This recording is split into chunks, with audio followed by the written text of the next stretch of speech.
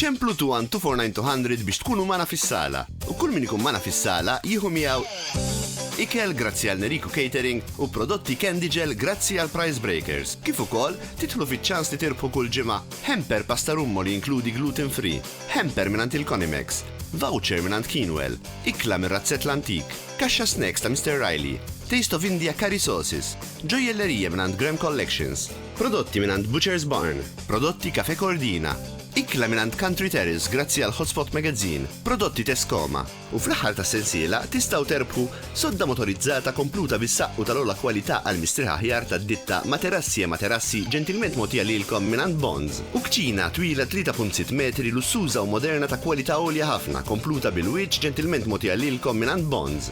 Kif ukoll min jidħol fuq il-Facebook u jissubscribja fil-YouTube channel ta' Xarabank Online jidħol fiċ-ċans li jirbaħ rigal minant The Notebook Center ta' San Juan.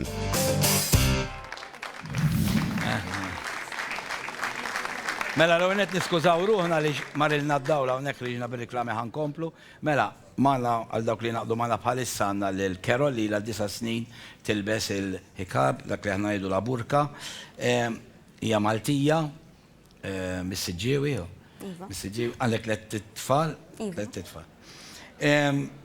Kontet najdek fuq di ta' supermarket, ġabuk b'ritratti fuq il-social media, kiex ġara, kienu ġabuk? Kontet dan ixtri mis-supermarket u ħriġt tal-karozza tiegħi u ħadu li ritratt u ġabuk fuq sajt bil-kummenti assoċjati. Ġabuni iktar minn darba. U sabiħa li kull darba jikkumentaw wara kif qed nintlew jew ħassejtni li jisni l-Pakistan, jew xi kummentek. Well, fil-verità. F'Malta. Fil-verità? Fil-verità Malta għaw. Le, fil-verità, għax ma fimnikx tafu għadi. Fil-verità dak il-ritratt li bdew jirrepetu hemmhekk kon dejjem inti. Kon dejjem jiena. U inti għedora kif qed nintlew. Darba bit-tfal, darba mingħajr tfal, darba f'dak il-post, darba f'post ieħor. U fil-verità Malta m'hawnx daqshekk nies bil-nikab. Inti temmel li għandek dritt tilbis għax inti Maltija? Le. Assolutament. Anzi, l-ideja li tkellimna fuq l-aħħar darba, jiena xi Maltija ma nistenniex drittijiet iktar speċjali minn nies oħra.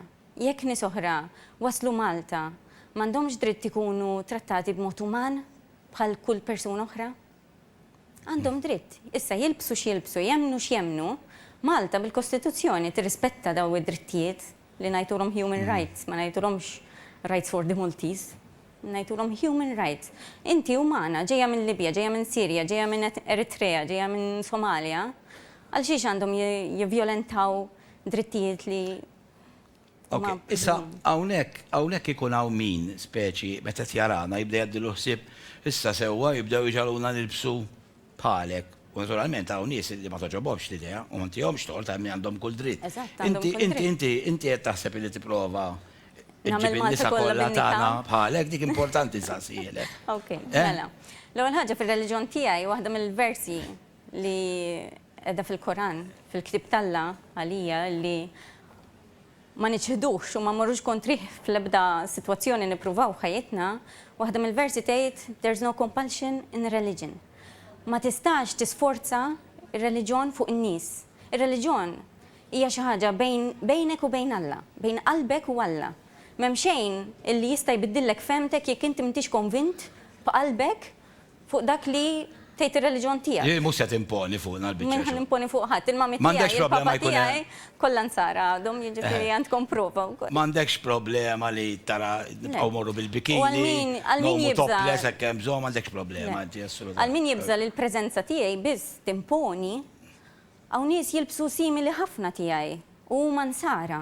U mhumiex m'intomx ittarawhom bħala reżistenza għal freedom jew drittijiet tan-nisa. It-tsijiet tiegħek. It-tsijiet tiegħi sorijiet, pereżempju, nibsu simili ħafna.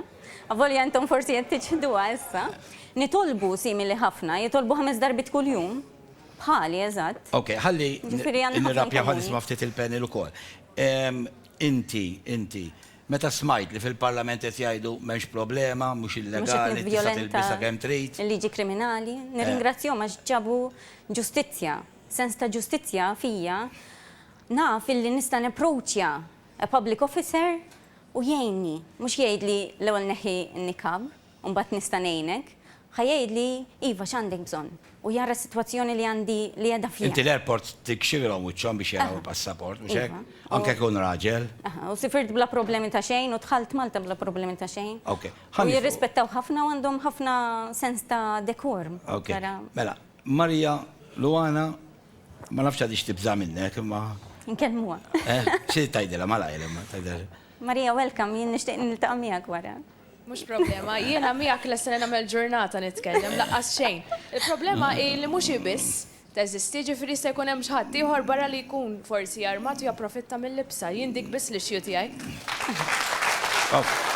Mela, xi ħadd jista' japprofetta ruħu bil-libsa, ħalli naraw. Stefani, inti ħriġ fuq television tajt, xi ħadd japprofetta ruħu bil-libsa. Se. U le ma tarax il-problema inti sinjura qiegħda mhux għandik li qed iġġor dik il-libsa. Għajdin għalix. Għalix għanda fija insecurity. Jiena dik il-persuna ngħidilha nammirak għaliex għandek il-gazz tagħmel dak li tħoss waħda. Li tibża minnek dik il-persuna tinkweta xejn jiena nofs ix-xogħol fejn naħdem jien kollha jibżaw minni. Jiġifieri tħabber rasek xejn. Jiena li niddejjaq hija ħaġa waħda biss. Illi l-Islam aw tajjeb li n-nies ikunu jafu ma jimponix il-niqab jew il-burka. Le, assolutament. L-Islam jitlob illi l-mara tilbes il-ħaġab. So much so illi għanna l-Simon hawnhekk hija libsa l-ħiġab. U għanna il-Karol illi libsa n-niqab. It-tnejn huwa Musulmani, se nagħmlu distinzjoni minn minnhom huwa l-aħjar għaliex waħda tilbes il-ħaġab u waħda tilbes il-niqab. Ma nafxawx. Lorenzo, rrit jgħid ħaġa u mhux jgħid. Mela, qed tajdu xi ħaġa intom, mela. Għajdin. Skużi waħda, nixtieq infakkarkom li dal-artiklu 338 ma tistax tatti wiċċek, qiegħda fil-liġi hawn Malta. Orajt fil-karnival biss tista' tatti wiċċek. Però tajjeb ngħidulhom ukoll mhux hekk. Le tajjeb ngħidulhom ukoll. Jumejn ilu kif rajt fuq gazzetta Iva fil-Parlament, fil-Parlament, mhux wieħed. Il-Parlament, in-nies li jagħmlu liġijiet qalu jekk il-persuna qed tilbisha bi-skop reliġjuż, mhux tagħti wiċċa xi ħaġa oħra, m'hemm l-ebda problema. Tista' tista' le il-Parlament jagħmel il-liġijiet. Domanda parlamentari. Il-bieraħ kellna delit fil-pajjiż. Il-bieraħ kellna delit fil-pajjiż. Ma naħsibx li kien hemm wieħed libes il-burka li għamlu laqqas ta'. Okej, ġi nitkellem fuq l-intervista li għamlet. Mela, il-signorina qalet li kien hemm xi ħadd ħabat problema hija ta' signorina fek li ħabat jiena. Mela, żomm waħda għandna problema bil-majk tiegħek ukoll. Ija, ma jimpurtax xi ħadd illu waqalek ja. Għax waqalu l-majk fil-verità. Ok, ma jimpurtax. Ok, all right, tibża għandu majk fil-fatt. Tajjeb hekk. Mela, il-signorina kienet qed titkellem u s-signorina l-oħra qalet li taħbat ħabtet għax-xrata. Jiena kontra kieku kienet ħafna revealing kont naħbat mhux għax qiegħda.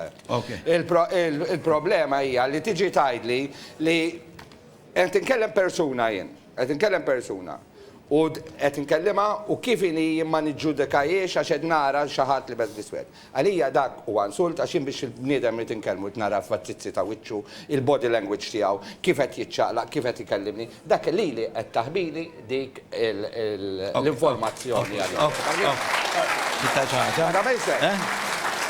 Mela, ok, mela, għajdi, minuti, sa' tuwa ċans titkellem. U bl-istess argument, għaliex tapplika biss għal-mara, ma tapplikax ukoll għal-raġel biex ma jiddirx sessi. Mela. Ek t-rispondi malaj, u nixtieq nisma' kumment mingħand persuna oħra li tilbes il-burka. Ħanibda mill-aħħar parti tal-mistoqsija. Fuq ir-raġel l-Islam jimponi sens ta' diċenza u ċertu tip tal-biż. Imma jien responsabbli tiegħi nnifsi. Jien lbist il-nikab biex noġob il-lalla u dik tagħha jien ħanati rendi kont biss. Il-problema ta' komunikazzjoni, relazzjoni bejn mara u raġel, meta r-raġel ma jistax jara wiċċi, meta ma jistax jara l-forma tiegħi wiċċi, għax mhux biss li wiċċi motti, li jiena kif jiena minix libsa xi ħaġa dejqa biżejjed biex tkun taf jien x'jien. Mhijiex ħatwaqqaf relazzjoni jew komunikazzjoni, jiena tinkellmek u bħalma ma tarax wiċċi fuq it-telefon u tkellimni xorta waħda, l-istess issa. Anzi għandek iktar relazzjoni għax tarani Qudiemek xorta. Ok, jina xtaqt li ninsaqsi lil din l-persuna l-oħra li għandna intervista magħha. Xi ħaġa li vera sibta interessanti. X'tagħmel id-dar? Jiġifieri meta dawn ikunu d-dar? Jibqgħu mottijin? Għanna rawx għaltinna, nistgħu naraw? Allura intom mbagħad tibqgħu bil-burka u l-bsin kif intom anke d-dar? Le. Aħna il-burka u l-ħiġab dan il-bsuħ meta rridu nitħaltu mal-irġiel jew nħorġu barra, aħna d-dar mbagħad għandna obbligu bil-kontra tal-ħiġab jew tal-burka. Jiġifieri id-dar il-mara għandha dmir li kemm jista' jkun tipprova żomm ruħha tilbes sewwa, tagħmel il-makeup, tagħmel xara, tipprova żomm ruħha sabiħa. Għax fl-aħħar mill-aħħar inti tibża għal dik ir-relazzjoni li għandek ma' raġel tiegħek. Fl-Iżlam mhux suppost tagħmel ħafna enfasi kif toħroġ barra u mbagħad once li tasal id-dar ġast intela biċċa ħwejjeġ ta' ġewwa u daqshekk dik hi għax inti fl-aħħar mill-aħħar ma' dar raġel qed tgħix. Ok? Mela. Rittu xi ħaġa oħra ħalli għajder Mark. Jien nifhem reazzjoni fuq bażi individwali, ġifieri l-ewwel kont qed nitkellem ma' Karel u ħadd pjaċir ħafna nitkellem magħha. Sibta persuna artikolata ħafna u għalhekk ħadd pjaċir nitkellem magħha u m'hemm l-ebda dubju, ma tħallilek l-ebda dubju li d-deċiżjoni ħaditha hi u ma ħadix xi ħadd għaliha. Però hemm kwistjoni kulturali, ġifieri l-wiċċ għalina huwa l-entry point biex tiddiskuti ma' xi ħadd ngħid għalija personalment. Xorta ħassejt illi hemm barrier għal-kem terġaw tajt artikolata ħafna. Li ma nistax nifhem però hija ir-reazzjoni popolari għal dil ħaġa fis-sens illi bottom line għal-kem jiena għandi din is-sensazzjoni meta niddilja ma' xi ħadd li għandu wiċċu motti. Fl-aħħar mill-aħħar tagħmel li mhux qed iddejjaqni, mod iddejqa l-ħadd. L-argument tas security naraħ naqra fl-imżijena, kif kienet għattajt. Għanna żewġ argumenti separati li jekk mhux ħanamlu distinzjoni bejnietom se jkun hawn daqsxejn ta' taħwit. L-ewwel argument għandu jkun il-mara bħala mara għandha tilbes u tagħti ruħha b'dak il-mod, mela dak huwa l-ewwel argument. Għax ħafna nies jarawha forma ta' oppressjoni. Tagħmel hi effettivament. It-tieni argument. Tista' tkun forma ta' oppressjoni, ma tagħmel Iva, appuntu ġejja liha. Okay. It-tieni punt għandu jkun, jekk din il-mara iddeċidiet li tagħmel hekk, għandha dritt li tilbes li trid bħalma jien Ma tistinti mal-liġijiet tal-pajjiż ukoll. Ok.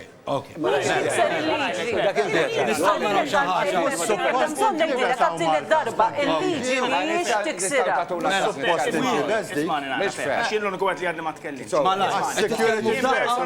Jien personali ma nħossniex komdu nitkellem għax ħadd libes il-niġab. Jien personali għandi l-għażla ma nkellimix, jekk inħossni għandi l-għażla ma nkellimix, għandi l-għażla nibqa' għaddej, għandi l-għażla nkellem ma dik l-għażla tagħna.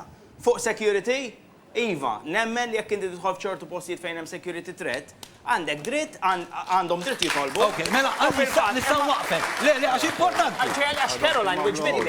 Però Caroline illum qatli li meta jkun hemm problema, m'għandebda problema, m'għandebda restrizzjoni tur rajdi. Ġifdak l-argument waqgħatu li Caroline. Li ma nistax nifhem però għax hawn xatt differenti. Forsi ma ħossniex komdu miegħu jien l-ewwel wieħed. Però jekk tara l-kummenti li jitilgħu regolari, inkluż fuq il-Facebook tagħkom tal-Patriotti. Fuq dan nies, boros taż-żibel. Għandi l-prinz li jikdbu u tħalluhom. Emma jikdbuhom u tħalluhom. Illum għandi print fuq il-Facebook tagħkom. Qed tajruha dik il-mara. Qed tajruha jaqbżulkom aktar minn wieħed. Qed tajruha borza taż-żibel. Inti taqbel lil dik. Bil-lajler. Ma naqbilx magħha. Daqshekk proset dik li. Mela. Ħanna naraw daqsxejn minuta għax semmejtu security. Mela Mark jagħmel dan l-esperiment. Prova, issa din il-persuna irid nagħmilha ċara li hija attriċi. Mhijiex persuna vera, ġifieri kienet attriċi. U meta qalula biex tneħħi il-velu ma ċċettax biex ikompli l-esperiment imma għax kif nafu, kif qaltilna huma jkunu lesti jikxfu wiċċhom. F'dal każ mhux se tikxef wiċċha minħabba dil-biċċa xogħol. Ħa naraw daqsxejn x'ġara meta waħda bil-nikab prova tidħol b'banek, diversi banek, 7 u xek, Mark, 7. 7 banek u ġara meta prova jidħol wed bil-ħelmi, taraw. Ħriġna fit-toroq b'żewġ atturi, mara u raġel. Il-mara bil-burka u r-raġel bil-crash helmet. U morna nduru fil-banek madwar Malta biex naraw jekk ħallunix nidħlu. L-ewwel bank. Kif wasalna ndunajna li s-security mhux qed iħallil kulħadd jidħol f'daqqa fil-bank, allura l-mara bil-burka stennit fil-kju sakemm jgħidula tidħol. Imma x'ħin ikun imislila ma jdaħluwiex. Jibdew jaqbżu għan-nies u lila jgħidula li ma jistgħux idaħluha għaliex qegħdin jistennew permess speċjali biex idaħluha u qabel ma jasal dak il-permess ma jistgħux idaħluha. Wara xi 10 minuti tistenna barra l-bank, jiftħula l-bib u jidaħluha. Imma qabel jaqduha jistaqsuha l-passaport u jkun irid ikun jafu jekk hix miż-żewġa, fejn jaħdem ir-raġel, minn fejn ġiet u jekk ġietx bl-ajruplan jew bid-dajsa. ID card or something? No, I just came to ask you about open an account. You are an immigrant. What you live here? I came and live here. Wara ftit daħħalna li raġel bil-crash helmet ġo l-istess bank. Kif jidħol, is-security jitolbu jinżal helmet mill-ewwel.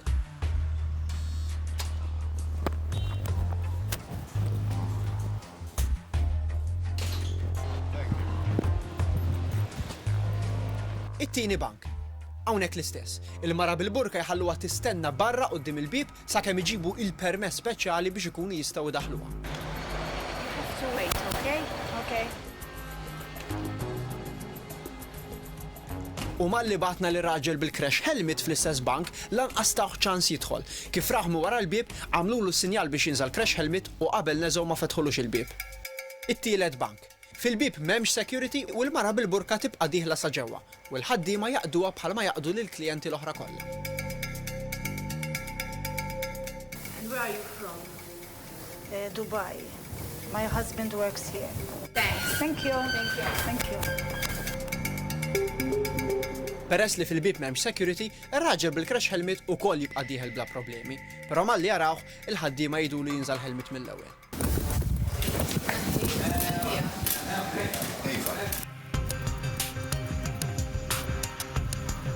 Ir-raba bank. F'dan il-bank li l-mara bil-burka ma jħalluwix tidħol, lanqas jagħtuha għażla, kważi kważi keċċuha.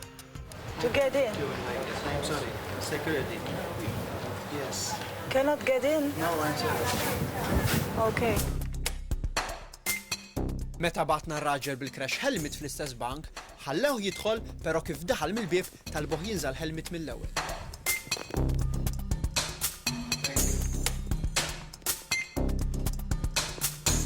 Il-ħames bank. Fil-bib reġa' m'hemmx security u l-mara bil-burka tibqa' dieħla sa ġewwa net u l-ħaddiema jaqduha normali bħalma kienu qed jaqdu lill-klijenti l-oħra kollha. F'dan il-bank, ir-raġel bil-crash helmet ukoll jibqa' dieħel sa ġewwa net u l-ħaddiema jdumu mill-inqas nofs minuta biex jindunaw bih. Meta jindunaw jieħdu qata' u mbagħad jgħidulu biex jinżal crash helmet. Ma naħejtix ħabba wadnejja. Is-sitt bank. Il-mara bil-burka tasal quddiem il-bib jiftħula u daħluha, però kif idaħluha jitolbuha tinżal burka. L-attriċi tagħna ma taċċettax u huma jibqgħu jinsistu. F'dan il-punt l-attriċi tgħidilhom li kull ma tridu li tistaqsi mistoqsija żgħira u jaqduha. What? Can you remove it? No. F'dan l-istess bank li raġel bil-crash helmet ma jiftħulux kif ikun għadu qudiem il-bib jagħmlulu s-sinjal minn wara ħġiġ biex jinżal crash helmet. Is-seba' bank. Malli l-mara bil-burka tasal qudiem il-bib, is-security jbexxa il-bib u minn ġewwa jgħidilha jew tinżal burka jew ma nħallikx tidħol. Il-mara ma taċċettax li tinżal burka u titlaq. What? Well, here you have to remove it. What? This side. This? Yes. Can't get in? Yeah. Okay. Okay.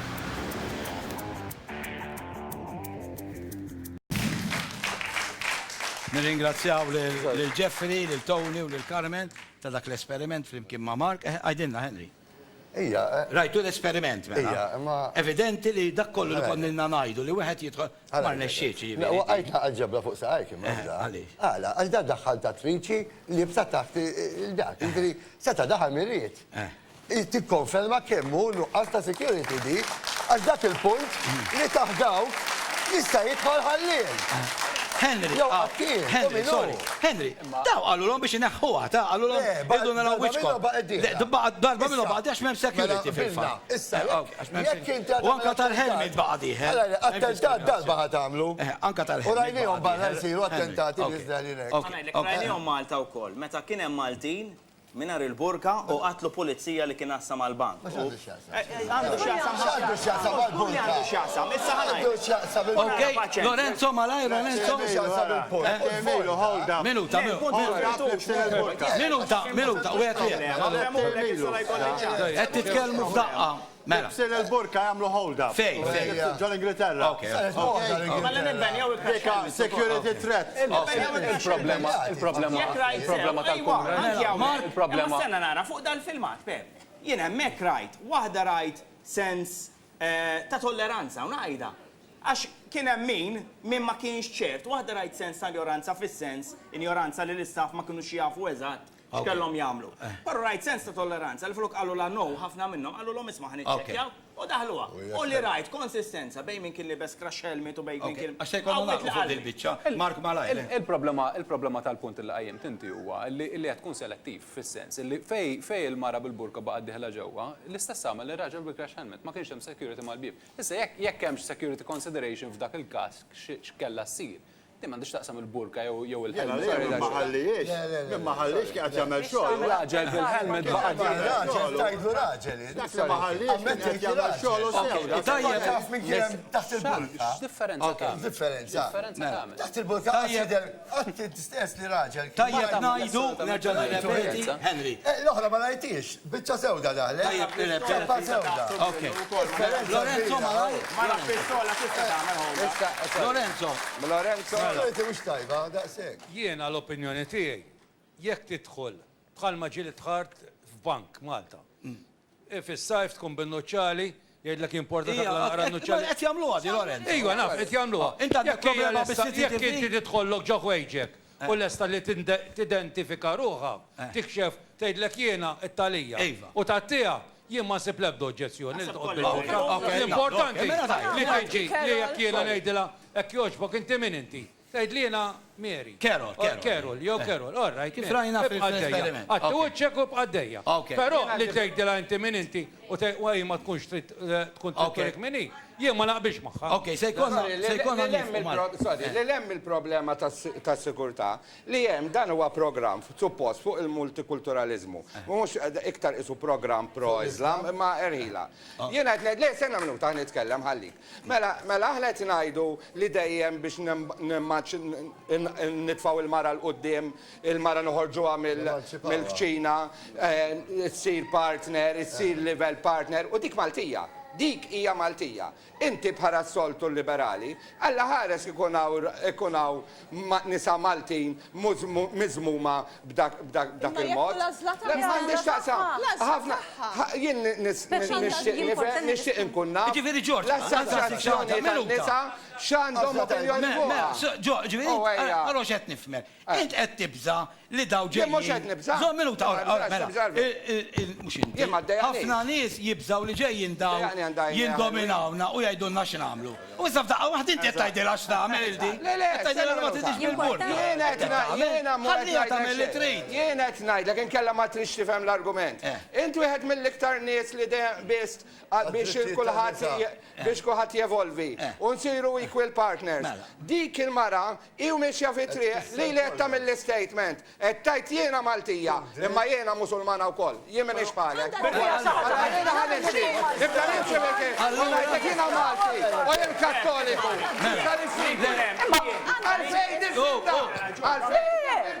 Jekk aħna pajjiż veru liberali u progressiv, qaqqas misna qegħdin niddiskutu hawn dik għandha dritt sagrosant tagħmel Jeremy. li jekk ikun hemm mara li tiġi bil-fors li tilbes il-burka jew il-niġab minn żewġa, naqbel 100% hemmhekk għandek żball. Però mbagħad imma smani naqrab Ġorġ, però mbagħad kif ħażin li jindaħal żewġa u jgħidilha x'tilbes, ħażin li jindaħal Ġorġ ta' Bone Henry Battistino, għax intkom qed tajtu. Okej, mela. Jien mhux qed nindaħal. Okej, ħanwaqfu semmoru blej. Huwa dritt tal-mara li tażel ir-reliġjon tagħha u tażel li tilbes kif joġobha. Mela ħammorru ħanuħu l-aħħar kumment. Jekk joġobkom. Kattoliċi aħna u da kollu paroli fil-vojt. Għal-erba minniet, għamil program fuq dik il-Papa. Ok, jimporta. Għax il-Papa. Jekk il-Papa. Jien minix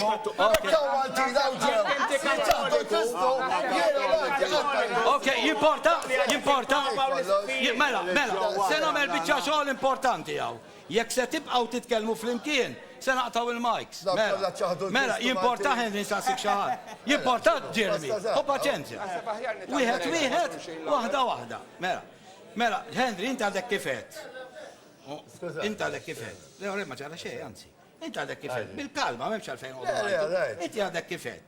Illi Kristu, aħna Kristjani, u Kristu. Maġġoranza kbira. Iva, maġġoranza, u Kristu ifisser ħafna li. Kristu taf x'qal? Itman il-milu bil-ġuħ, tini ċasa najdek x'qal. Minuta. Jiena nemmen fi Kristu, jiena nemmen. Minuta. L-ewwel, lil-Maltin nitimaw l-ewwel, dawk li nitimaw l-ewwel. U ħallik Tini ċans. ħallik jien. Malta, għaxan semmejt il-ġuħ. Semmejt il-ġuħ. Għaw Malti edin ibatu fil-poverty. Itma dawk l-ewwel.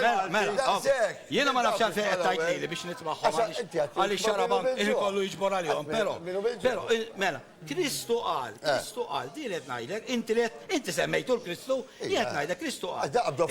Tieni ċans, itma' lil-milu bil-ġuħ. Libbes il-minu għalwin, u il-għal il-minu barrani, da jgħidu Kristu. Ma kif tajmen fi Kristu, u ma tajmenx flet jgħid. Nilqa minu barrani, nejnu, meta jkun les, imurlura pajizu. Mela, ħaniħu komment minna. Nishtiq nirrispondi s-sinjura tella punt validu ħafna. Għal, aħna nishtiqu. George, qed titkellem miegħek, inti middera. Qal li aħna nixtiequ nevolvu l-mara. Noħorġu l-mara mill-kċina qal l-espressjoni li użaw. Din hija l-każ ta' ugwaljanza fis-soċjetà. Jien jekk ma nsibx università tilqani, soċjetà taċċettani, ma nistax inkun student tal-università, ma nistax noħroġ fit-triq bil-kumdità. Allura li hi problema li rridu ikollna soċjetà li taċċetta li razzas differenti, reliġjonijiet differenti, nies biħsib differenti jistgħu jgħixu flimkien u dik li hija l-idea vera ta' integrazzjoni. Integrazzjoni mhijiex li għandek kultura waħda, reliġjon wieħed, nies ta' tip wieħed, bħal m'għandek ħames swaba jgħidu hemm kull persuna hija differenti bħal subajk. Jerġa' anke iktar differenti minn subajk. Nafu li hemm nies bżonnijiet partikolari. Mela, nirringrazzjaw kelli kont magħna kellu hawnhekk. Mela ħanifqu għal waqfa qasira. Ħankomplu id-diskussjoni. Għana saqsejna lill-persuna l-oħra tilbes il-burka. X'tagħmel jekk tiġi illegali skont il-Parlament. Mhijiex, imma jekk tiġi x'tagħmel.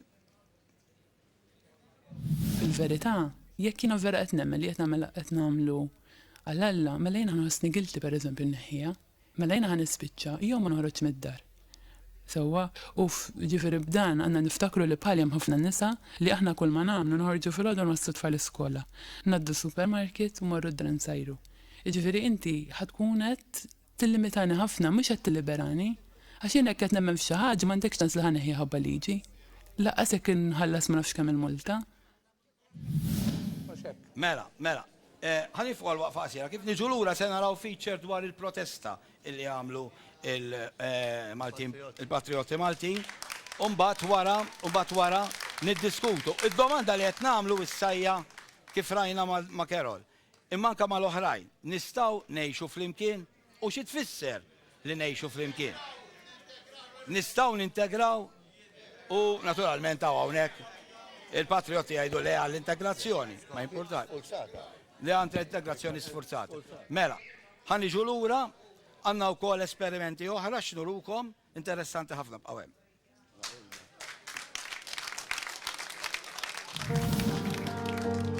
Kont miljonarja u llum m'għandix niekol. Waqt li qed inwellet it-tieni wil tiegħi kont qed niġi interrogata mill-pulizija. Kont qed immut 7 darbiet. L-istorja tiegħi ħatkun fi ktieb u se nibda nirrakkonta f'Xarabank. L-istorja ta' Claire f'Xarabank ta' nhar il-ġimgħa.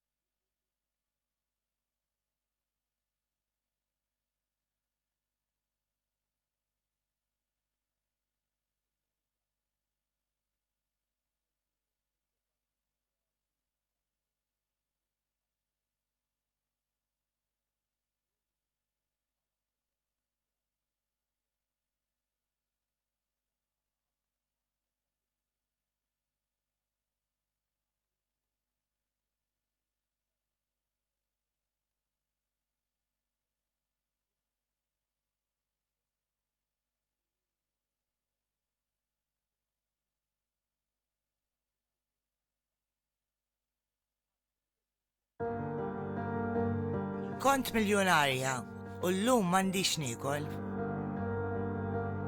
Waqt li qed inwellet it-tieni wil tiegħi kont qed niġi interrogata mill-pulizija. Kont qed immut 7 darbiet. L-istorja tiegħi ħatkun fi ktieb u se nibda nirrakkonta f'Xarabank. L-istorja ta' Claire f'Xarabank ta' nhar il-ġimgħa.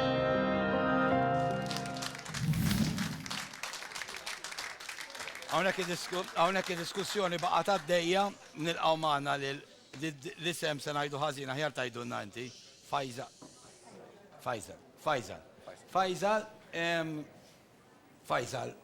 min inti Faisal? Libjan u xek? Jiena missieri Libjan u għammi Maltija, twilidta u Malta, studjajt u Malta. Il-primarja ma kienx żmien sabiħ ħafna, imma jgħidu li għaddejt minna. U llum inti musulman? Mela, kbirt familja musulmana, iżda jiena minix musulman innifsi. Meta kont żgħir ġifieri kienu jaqbdu ħafna mija jħabba fiha l-biċċa, iżda iktar ma' żmien iktar sibt nies li aċċettawni għal min jiena. Dak iż-żmien kont għandi musulmana ġifieri, u għamilt ħbieb u nexxieli nintegra u integraw min nies ta' madwar. Kellek kellek problema ma' malajr. Iva, kelli wkoll kwistjoni naħseb efhem ħarira interessanti fuq tfajla u il-familja ta' madwara. U li maċċettanix bħala persuna barranija għalihom. Iżda jien naħseb li taf kif hija mentalità antika aktar milli l-status quo. Kellkom tinfirdu, mhux hekk? Ija, ma kienx magħmul biex nibqgħu flimkien ħabba dik ir-raġuni għax ma jistax kolli familja li qed tafas fuq it-tfajla tiegħi u qed naraħħa tweġġa għax qiegħda miegħi u mhux nagħmel xejn. X'sett li Ġorġ fitta seħ malajr. Mela, smajtek tajt li m'għadekx musulman u wkoll ma nafx mhux importanti. Ma nixtieq nagħmel punt żgħir. Rajtni b'ċertu emozzjoni huwa li jiena ġejtaw biex nitkellem fuq il-multikulturalizmu u spiċċajna naraħ programm isu pro-Islam, imma erila il-punt. Jiena napprezza u naf kemm int bravu bħala bil-features l-għamilt, imma features nixtieq nara features min il-Maltin li qed iħabbtu wiċċhom bil-problema li hawn tal-immigrazzjoni illegali. Pereżempju, nixtieq nara nisma' feature fuq il-Marsin kif jgħixu ġol Marsa bil-problema li għandhom tal-immigrazzjoni, bin-nies li hemm Birġebbuġa, bin-nies li hemm ħal-Balzan mixtara l-proprjetà hemm u ġiet imposta fuqu ħafna barranin hemmhekk u ġabulu l-proprjetà nies laqqas jistgħu jmorru. Jien nixtieq nisma' mhux qed ngħidlek, mhux qed nagħti kumment, nixtieq nismajt kien ikun iktar programm ġust kieku smajna wkoll dik in-naħa tan-nies. Xejn għandu x'jaqsam għajn nagħmel wieħed da programm nazzjonali ta'. Okej, mela, nista' ngħidlek illi aħna sidilna lil persuna li għala xeba u daqqa ta' mus f'paċe jgħataw dal-waqt nitkellmu miegħu propju għalfejn saret il-protesta. Nista' ngħidlek ukoll li għandna kummenti mill-imam illi da. Hawnhekk ma' ħadd mill-pen li ġab in-nies ħlief propju il-patriotti li għandhom nem għalhekk jiġifieri l-eris nitkellem fuq il-patriotti mhux vera disa. Fuq dan il-punt nixtieq ngħid u nfakkar li qabel ma ħriġna l-break Henry qal fuq semma l-integrazzjoni u kulħadd qal le, u n-nies li ġab miegħu hawnhekk fis-sala kollha qalu le. Mela għalfejn intom tippretendu li n-nies jintegraw jekk intom stess ma tridux tintegraw. Min irid jintegra? Faisal, dak. Alex, dak. Jiena integrajt. Jirrispondi Henry, għandu rispondi. Sorry, qed interrompik sieħbek fil-fatt, kompli Henry. Aħna kontra l-integrazzjoni asfulzata. Aħna kontra l-integrazzjoni għax dan iżgħar pajjiż tal-Ewropa, żgħar wis biex nintegraw. Aħna bħala popolazzjoni diġà qiegħda żgħira għal dik ir-raġuni. Barra minn hekk, aħna nafu li l-integrazzjoni ma ħadmet imkien. Issa, ħakompli sax, inti saqsejtni domanda. L-integrazzjoni issa wara għajdli fejn ħadmet. Mela aħna qegħdin nbollu fuq il-premessa li l-integrazzjoni ma ħadmet imkien. Issa aħna żgħar u barra minn hekk il-kulturi li deħlin huma Musulmani u l-Musulmani ma tintegrax magħhom u di qed narawha fil-Franza, fl-Ingilterra, fil-Sweden. Inti provajt Għaxila l-ewwel pajjiż. Mhux ir-reliġjon. Intom l-ewwel ir-reliġjon, mhux il-pajjiż. Integraw ukoll il-Maltin. Integraw, please. Integraw ukoll il-Maltini marru barra. Għanna Maltini marru l-Libja, għanna Maltini baqgħu jgħixu l-Libja u baqgħu jgħixu bl-istatwa u bix-xema għal-kemm fil-pajjiż Musulmani l-istatwa ma teżdix. Saka baqa Gaddafi. Għaliex telqu issa. Għaliex telqu issa. Gaddafi, imma issa m'għandux Gaddafi. Il-problema. Daw l-74,000 taħseb li integraw ma ngħid li daħlu bil-vizas folos. Bil-vizas folos. 74,000. Alex, jina miex maħħom u jintegraw. Iprova. U tara kif tista' numri żgħar, mhux hawn invażjoni. Okay, wieħed wieħed Mela, maġġoranza jaħdu. Numri żgħar. Okay, Mark. Imma Malta hawn invażjoni. Jiena naqbel miegħek li Malta tiflaħ immigranti u mhux numru. Issa għajdli cut-off point tiegħek. Mela għajdli kemm taħseb għandu jkun hawn barranina u Malta biex taħdem numru ma nafx ngħidlek, imma il-loġiku Malta li Mela, ngħidlek kien fuq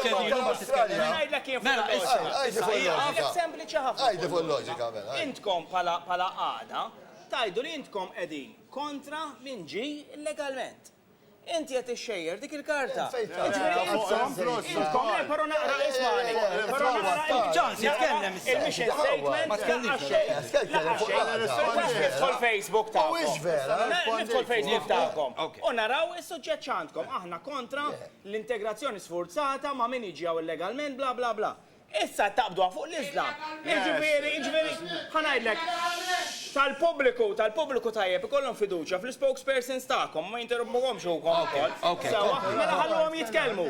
Issa, aħna, jekk aħna mela qed nitilqu mill-punt. Aħna għandna problema kontra min jidħol illegali. Semmek naqblu? Jekk Musulmani jidħol legalment, għandkom problema. Għaw dik il-loġika. Mela,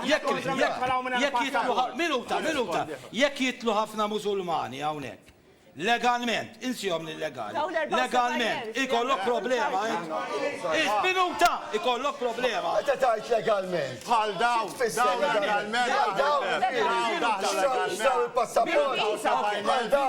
legalment. Minuta, nassumu li jkun hawn ħafna jixxu l-passaport. Illum tista' tixxi l-passaport Malti. Ikun hawn eluf ta' Musulmani li jixxu l-passaport. Għandek problema bihom. Legali din. Problema hija, ġarajdak l-ewwel punt li semmejtu huwa daqs ta' pajjiżna. Għandek problema bihom. Jiġux legali jew illegali, jekk inti ħaddaħħal influss kbir ta' kultura. Le, żomm naqra dak għalek, dak qed ħawwad. Dak qed ħawwad.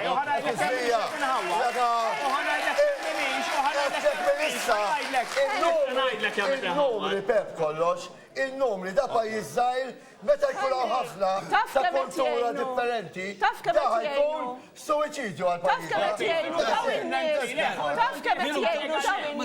Simon, fuq il-legalità, fit-2003 il-poplu Malti għażel li aħna nintegraw ma' 500 miljun Ewropew.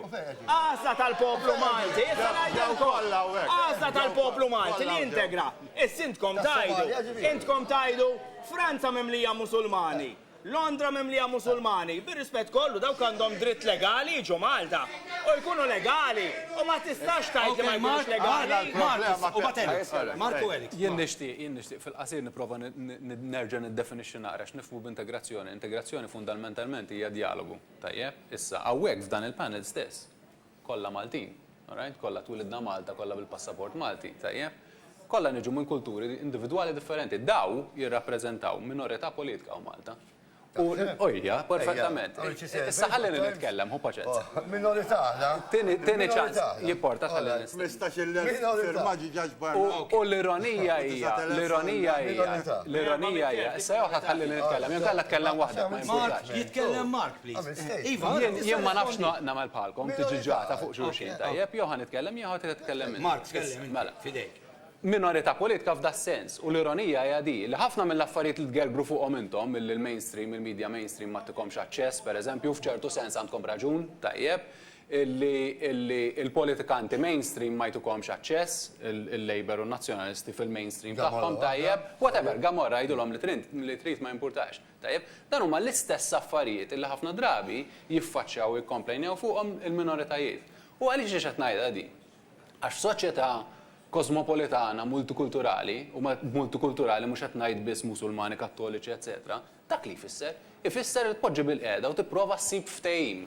U dak li qed tippruvaw tagħmlu intom qed tippruvaw tgħidu lill-mainstream politiku. Isma' daw l-affarijiet li qed tagħmel inti mainstream, jien nixtieq nibdilhom. Però mhux qed tirrealizzaw li fil-verità intom komunità fost oħrajn. Sorry daqsxejn. Li qed jagħmlu hekk. Jekk qed titkellem fuq multikulturalizmu, jidher ċar, sorry, li l-multikulturalizmu Londra, per eżempju, l-Ingilterra ma ħadimx. Għax li ġara. Kif tista' tagħmel statement? Ma ħadimx. Ma ħadimx. Għanajdlek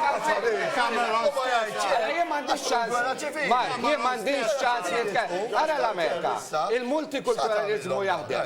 Għax kull min imur l-Amerika, kulħadd għandu l-American Dream. Kull kultura qed tispira lejn kultura Amerikana. Fl-Ingilterra, il-multikulturalizmu ma ħadimx, ħadem anzi l-kulturi li huma fil-minoranza ħonqu l-kultura tal-maġġoranza. Illum biex tmur l-Ingilterra int, Londra, u ssib Ingliż hemmhekk hija xi ħaġa tibda tajt hawnhekk qiegħed l-Ingilterra. Il-multikulturalizmu deqaluh ukoll il-politiċi Ingliżi li l-multikulturalizmu fl-Ewropa. Ħanna naraw daqsxejn il-protesta, il-feature dwar il-protesta li għamlu il-Għaqda Patriotti Maltin.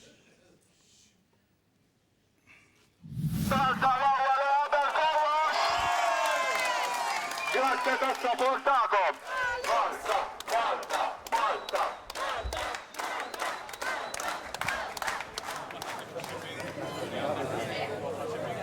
Għatli xaġa fuq dan il-ritratt, tamilu dar Dan il-ritratt huwa n-neputi tiegħi. Dan sentejn ilu ġie msawwat minn żewġ immigranti illegali. Għax aħna ma rridux li dawn l-immigranti illegali jew refuġjati jiġu integrati mal-poplu Malti.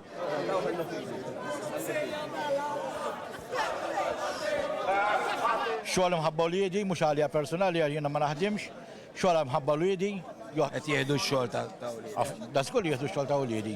Wliedek ma jaħdmux jiġifieri. Jaħdmu cheap labor. Meta suppost cheap labor qed jinqatam. Is-soluzzjoni li jmorru ġo pajjiżhom, u pajjiżna jħalluh nadif. Ħalli x-xogħol insibuh aħna, insibuh il-Maltin. Grazie għalirkom il-veru Maltin li ġejtu tagħtu sapport il-pajjiżkom. Aħna kontra, mux ta' kolor biss, kontra l-barranin kollax dawa pajjiż żgħira u hekk. Għaw problemi. Aħna li qed ngħidu fil-Italju, aħna li qed nitkellmu sew, u aħna biss qed nabżu għall-poplu Malti, aħna biss. Multiculturalism and diversity is dead. Da għalu Gunter Verheugen. Orrajt, Gunter Verheugen. Ma din għamlu ċara, aħna maħna xej kontra minu bil-kulur. Huma min huma, aħna l-Maltin qed niddefendu il-Maltin biss.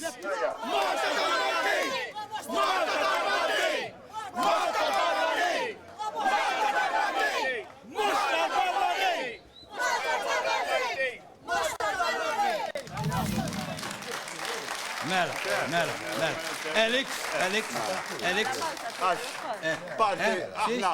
Mela Malta tiegħi ukoll. X'inhi? Mela Malta tiegħi ukoll. Aħna tkellimna fuq iċ-ċokol. Tkellimna fuq iċ-ċokol. Mela nixtieq ngħaddi punt Alex, please. Fuq dik il-karta tal-74,000 tal-viża, għajdilhom ukoll il sħabek kemm qed jikkontribwixxu daw għall-ekonomija ta' Malta. Għandek l-iskejjel privati kollha. Għandek l-iskejjel privati kollha minnija, prova daħħal iġaħat fi skola privata. Il-proprjetà, il-bejħ tal-proprjetà. Tiżgol l-ekonomija miexja. Ma sibx. Daħħalhom orrajt kif iridu jidħlu legalment u għajja. Issa l-oħra. Għan itkellem fuq figuri li jbeżżawna lilna. Bħaldi ta' refugġati. Aħna mhux għax ma rridux refugġati. Jekk toqgħod tara. Il-Ġermanja, sekonda waħda, il-Ġermanja. Kun konsistenti, ddikjarajtu li ma tridux refuġjati. Ija, ma ħanajdek għalfej. Ħanajdek għalfej. Mela u ta' ħanajdlu għalfej. Mela, il-Ġermanja l-ewwel qalet li trid taċċetta 800,000. Kif appena daħlu la 160,000 di? Dawret id-diska. Immullat. Mbagħad kellna nidħlu magħhom għal peress li qegħdin fl-Ewropa ridna naqsmu il-kwota. Minn dil-kwota ħadna 197, jekk jerġgħu jidħlu issa, qegħdin jgħidu li inkixef dokument tal-aħħar li hemm 8 miljuni li rridu jidħlu fl-Ewropa, mela daw jidħlu 200,000. Nerġgħu naċċettaw 300 oħra. U noqogħdu sejrin hekk. Le, ħanispjegalek xi ħaġa żgħira. Fuq dar speaker din. Le, Alright, mux ejja najdu miljon. Sekonda wahda, ma nkixef lebda dokument, tajjeb di loġika, jek tiffollowja l-affarijiet, ġifiri tinduna li di hemm loġika. Ġo Sirja wieħed minn ħafna konflitti li jeżistu bħalissa fid-dinja, tajjeb. Hemm 20 miljon ruħ, tajjeb. Minnhom hemm miżibilju nies li huma displaced. Ħafna minnhom marru fil-pajjiżi ġirien. Mux ovvja li ħajkun hemm minnhom li ħajbqgħu ġejjin l-Ewropa. Kemm hemm minnhom li għandhom dokumenti folos ħankompli jelu. Dawn mela daħlu lek 100,000. Ħanerġgħu noħdu kwota 10 refuġjati. Jerġgħu jidħlu lek 200,000. Mela Malta qed naħsbu għall-Awstralja fejn ħanqegħdu hemm dawn. Kemm ħanifilħu nibqgħu ndaħlu. Għaw Malta ma nifilħux iktar. Issa Jeremy, wieħed. Għalfejn qed nagħmlu din enfasi fuq il-passaport. U għanajdlek għalfej, bil-rispett kollu. Malta ftit ilu kien hawn bniedem. Daħal Malta bil-passaport. Għamel ix-xhur hawnhekk. Idur buġġibba jiekolu jdur ma' kull imkien bil-passaport jagħtaw legali u kien kap tal-mafja. Iver dal-passaport m'hemm ebda garanzija. Meta hawnhekk kien hawn Malta jien persuna li jien minkejja li jien nissimpatizza mal-Palestinjani jiena nemmen li kien terrorista. Meta kien hemm fatt ixqaj Malta, kien ilu ġej u sejjer Malta. Is-snin bil-passaport, passaport fals. Kien ilu ġej is-snin. Mela l-fatt li jiġi mhux Malta. Kullimkien. Mhux vera. Fuq Malta titkellem. Fuq Malta titkellem. Issa jien fuq tal-protesta. Tiġu għaw u titkellmu fuq fatti. U tistennew li nikkombattu fuq fatti bir-rispett kollu.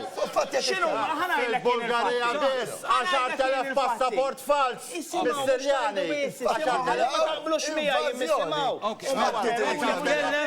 Qed jitkellem Jeremy. Sempliċi ħafna. Sempliċi ħafna. Ta' buġibba, ta' salma. Ħanajlek.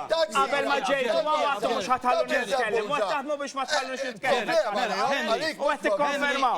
Henry, mela. Jeremy, daqsek, ok, Jeremy. Mela, sempliċi, jiena hawnhekk għandi tnejn min-nies. Qed imexxu protesta, għandhom dritt, qed niddiskutu fuq is-suġġett li qalgħu huma li qed jaqbżu għall-Maltin, qed kull min mhux qed imur il-protesta, mhux qed jaqbeż għall-Maltin, imma dik irħila dak argumenti oħra. Ok, kompli, Jeremy. Issa dawn qed jitkellmu hawnhekk, ġew ikellmuna fuq fatti u jistennew li l-poplu Malti, il-maġġoranza li għadhom ma ffirmawx il-petizzjoni, joqogħdu fuq l-argumenti tagħhom. Alex, bir-rispett kollu, da sajfer ed-dajsa. Mitu balla nis, balla tfal. Inti l-inkwittija.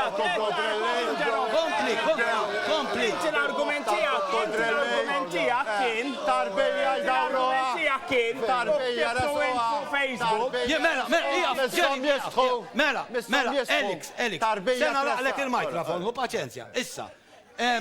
Ok, jimporta dak il-folla toqgħod xejn. Għaliex inkella minuta. Inkella ma jistax niddiskutu.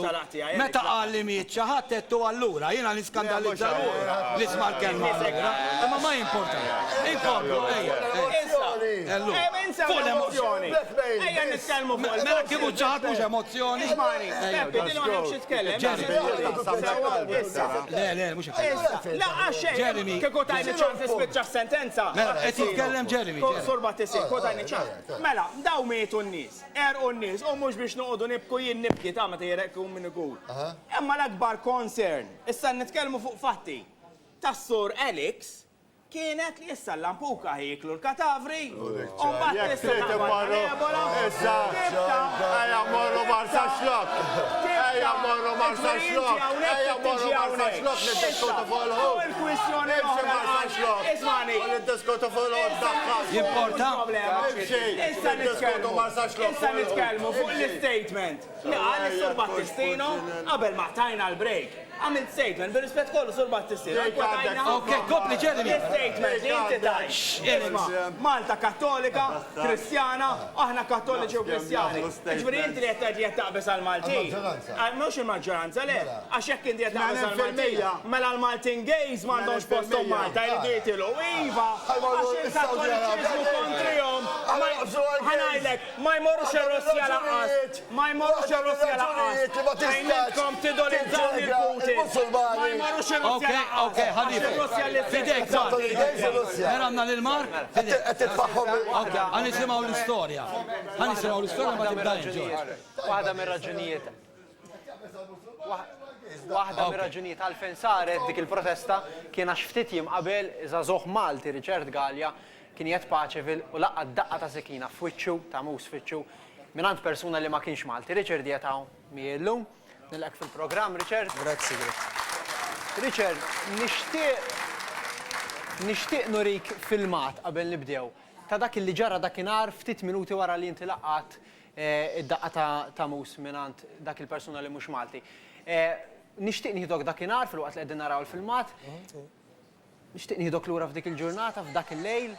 Hemmhekk fil-ġemp tan-naħa ta' xellok qegħdin naraw lilek qed iżżomm wiċċek bil-faxxa ma' rasek li kienet fajla tiegħek li qed tipprova tispjega l-pulizija x'kien għadu kif ġara. Dak huwa ftit minuti wara li ġejt aggredejt b'dak il-mod. Ħanieħdok lura f'dak il-lejl u għid li x'ġara. Iva, mela, għid. Għal-ħabta tal-4 ta' filgħodu. Intom ħriġtu Paċeville normali. Kontu ilkom ma toħorġu għetli? Ejwa, konti li monet la Paċeville u morna nintaqqa maħbib tagħna l-ħabta ta' nofs il-lejl. Infatti għandna ritratt ftit qabel ma ġara l-inċident, l-aħħar ritratt li ħadtu għax kontu qegħdin ġo bar. L-aħħar ritratt li għandi uċċi dak li qegħdin naraw bħalissa, dak l-aħħar ritratt buċċek kif ħalqek il-bambin. Eżatt. Isħabkom telqu fis-satejn, intom bqajtu hemmhekk u fl-erba' ddeċidejtu li titqu lejn dar inti u tfajla wkoll. Konna sejrin għall-karozza tiegħi, u aħna u mixjin kien hemm żgħażagħ kif ikun hemm Paċeville aqoċċi. Kien hemm roqa żgħażagħ. Kien hemm roqa żgħażagħ. Kien jidru qed jiġġieldu? Le għaxxejn. Le. Roqa żgħażagħ kienu qegħdin jitkellmu normali. Għaddejtu minn magħhom? Għaddejna minn ħdejhom u eżatt kif qed dej minn ħdejhom raġel ġuvni ġib mixxejn, mixxej qudiemi bum bum, għalli ġiex kelmet ħżiena bil-Malti aċċent barrani. Offendik? Offendini, ġiex kelmet ngħidu aħna passażi, ħżiena, whatever. U isummu wara daru tani daqqa, ma nistax ngħidlek b'xi ħaġa dak il-ħin jiena Inti ħsibta daqqa ta' ħarta dak il-ħin. Jiena ħsibta daqqa ta' ħarta, daqqa ta' pon, ħassejt id-daqqa, jien ħassejt daqqa u provajt nevitaħħa. Iġifieri għax kien hawn minn għalek, inti ma qlajtx id-daqqa x'kont qed tiġġieled miegħu? Le, għax anzi jiena l-ewwel ħaġa li għamilt meta smajt minn ġol l-isptar wara li għamlu l-punti ġi pulizija stess jgħidli inti kont wieħed mill-ġielet Paċeville jiena dak il-ħin diġà kont qed inbiddel il-kuluri għax tlift ħafna dem. Aħseb wara ma tgħidlek li inti ġġieled kont kellek x'taqsam f'argument meta inti ma dejjaqt il-ħadd. Bħalissa qed naraw il-farrett jekk nistgħu naraw li kellek fiċċek dak eżatt ma li wasalt l-isptar. Il-raġel li mhux Malti ħarab minn fuq il-post ma rajtux aktar in dak il-ħin? Daqqa u telaq. U inċamil dak il-ħin?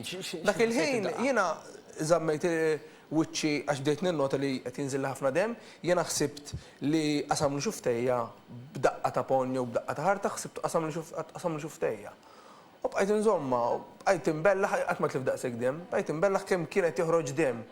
Provaw kien hemm raġel ġifieri ġab li t-tissues, prova jgħinni, qoddem xorta ma rridx jieqaf. U mbagħad ġiet ners pajżana, qalt li ners pajżana, qalt li jimporta turini x'għandek, għattilha issa ikkalma naqra d-dem, qalt li rid nara x'għandek, u meta rġajt kxifta, reġa' bedda ħiereġ ċeba dem.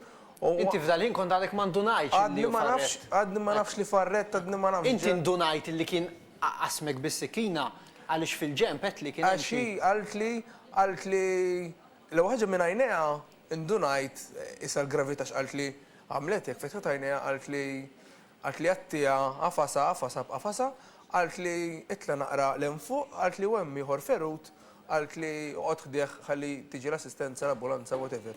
Ma li rsaqt ħdieħ, għallu li biex noqgħod bil-qeda ħdieħ, kim mim li dem ukoll, ġifieri, u realizzajt tant kemm kellu qatat, ġifieri f'rasu, f'saqajh, eċetera, illi jiena la jdaqqa b'xi ħaġa wkoll. Kif għamelu? Ekku, spiċċajt l-isptar? Spiċċajt l-isptar. Bil-punti? Bil-punti dak it-tant il-ġenituri tiegħi dom ma jafu b'xejn, ġifieri. Saru jafu l-għada fil-ħodu? Setaw l-għada fil-ħodu. Da seta laqtek? Seta qatni, ġifieri l-għada fil-ħodu, l-ħares għattom missier saru jafu li jiena mit dan kollu għax mort sapaċe fil-jina, dana stajt mort il-qoddis, riċt minn qoddis u laqatni xaħġa. Riċer, xinis għalu illi dan kien xinis interpretawh bħala attakk terroristiku għaliex beda jgħid Allahu Akbar, Allahu Akbar. Inti smajtu jgħid hekk? Jekk kienx attakk terroristiku ma għandix idea ma nafx. Jiġifieri qatt ma smajtu jgħid Allahu Akbar jiena dika. Meta offendik lilek personali offenda reliġjoni. Laqas kellu għalija personali, kellu ħdura kbira, għax anki tara għajnieh, ġifieri, ħaġa li ma ninsija qatt, kellu ħdura ġifieri ta' barra minn hawn. Illi meta tqajna l-qorti, ġifieri x'kellna l-qorti, ma kellux l-istess ħalsa f'għajnieh, dakinhar kellu xi ħaġa ta' barra minn hawn. U meta tqajnet li aktar weġġajt meta rajt jolli subaħ tan-nofs. Meta kien fil-korsa tal-pulizija milli x'intak id-daqqa tal-kina. Għalfejn? Għax flok skuża ruħu jew id-dispjaċih tal-li jagħmel, tal-li weġġa n-nies, intortament. Isu irid juri li jagħmel xi ħaġa tajba. Issa qed fiq int Richard. Imma qed li trauma affettwatek ftit, f'liema sens affettwatek? In ġenerali, anke n-nies ta' madwarek, anke meta jħarsu lejk differenti, ma tkunx taf xi ħares lejk għax jafek jew jifek x'imkien jew għax għandek l-għandek fuċċek. Qed li ma tistax titbiss, hemm dbati biex titbiss. Appal meta tgħid tfaqqa d-daħ, nista' forsi nitbiss, imma bidna ngħidu aħna ħafna faqqajt id-daħ, isni nisforza ħafna, ma nistax. Nbidillek il-karattru, kont tilab il-futbol u qed tibża tilab il-futbol qed li issa? Ifhem, ċerta daħliet għax il-karattru tiegħi fil-futbol naqra ngħidu aħna logħba tal-irġiel inħobb jiena. Ma taħseb biex ukultant, bizmin jaddi kollox, nispera. U għet li qed tibża tilab ma' t-tifel, xi ġifieri din? Ma' t-tifel taf inti, l-obta l-idej terfa' u taqbes u tagħmel. Fattet narawk tiskurja gol ma' Zabbar St. Patrick's. L-aħħar mistoqsija Richard. Int razzist? Le, jiena laqat kont razzist. U ġrali minix razzist, ġifieri, imma nikkondanna daw l-affarijiet, ġifieri, nispera li jieħu dak li ħaqqu. Nispera minn hawnhekk. Aħna nikkundannaw l-att li huwa ħażin għax huwa ħażin għamlu minn għamlu. Mhux hekk. Seta kien Malti. Seta kien Malti għamlu minn għamlu ħażin għax l-att huwa ħażin, mhux għax huwa Malti jew mhux Malti. Grazzi ħafna Richard. Grazzi. Nawgurawlek fejn ta' malaj nkomplu bid-diskussjoni. Mela, se jkollna nifqu għal waqfa qasira, meta tiġu lura nkomplu diskussjoni naraw anka dan l-esperiment li saqsejna n-nies jekk saqsejna kumpanija jiena ma rridx is-swed jiġi għatini s-servizz. Tista' taqdini u naraw x'wieġbu diversi kumpaniji b'qaw hemm. Dalwaqt f'Xarabank fi Bla Kantunieri, l-istorja ta' Sem li minħabba strajk tal-linja tilef biċċa minn siequ. L-istorja ta' Carmelo, il-Malti li ġie arrestat fil-Libja għal xejn. U l-istorja tal-qassis li jgħix viċin il-kampijiet tal-ISIS u ftitilu nħataf mit-terroristi u kienu se joqtluh.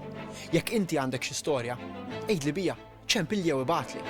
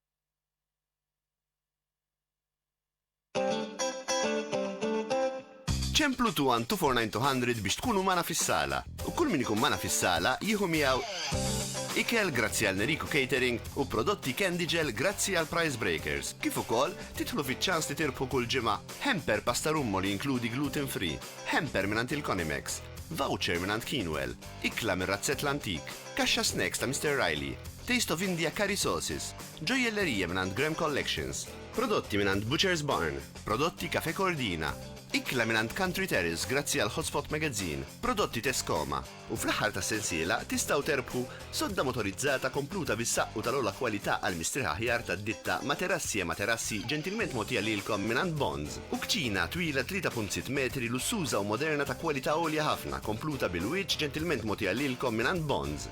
Kif ukoll min jidħol fuq il-Facebook u jissubscribja fil-YouTube channel ta' Xarabank Online jidħol fiċ-ċans li jirbaħ rigal minant The Notebook Center ta' San Ġwan. Ok, mela rajna dik l-istorja li xtieq nirringrazzja lil portal Git tas-Set u nirringrazzja ħafna lil ħaddiema u għandi l-gera hawnhekk ta' Richard għax nesa jsemmi jistgħu jirringrazzja lil Zabbar St. Patrick's illi għamlu dal-gera hawnhekk iffirmat. U anka l-nurses u l-tobba li għamlu biċċa xogħol eċċellenti kif għamlu wkoll biċċa xogħol eċċellenti nhar il-ħadd meta kien hemm l-inċident. Messaġġ żgħir mingħand sħabi Libjani li għandhom solidarjetà kbira għalejk u huma mistħijin hekk jgħiduli lili għaluli bliema wiċċ kemm aħna mistħijin li dal-persuna li jagħmel din attakk fuqu huwa Libjan x'mistħija għalina l-Libjani. Jien ma narix li għandhom għalfejn jissu, Jien sinċerament ma narix li għandhom għalfejn jissu. Ħanajdlek wieħed mill-pionieri ta' kontra l-immigranti kien Malti jgħix l-Amerika li qatta l-aver ta' tfajla tiegħu tefaħħa fil-but tal-karozza. Da fil-bidu ubdi għaddi kontra l-immigranti spiċċa qattil ġol Amerika. Jien ma nistħix, għax mhux jien, għala volja Malti, ħadd minn daw m'għandu tort. Jekk Malti għamel xi ħaġa ħażina, jien ma nistħix. Meta l-Maltin, meta l-Maltin.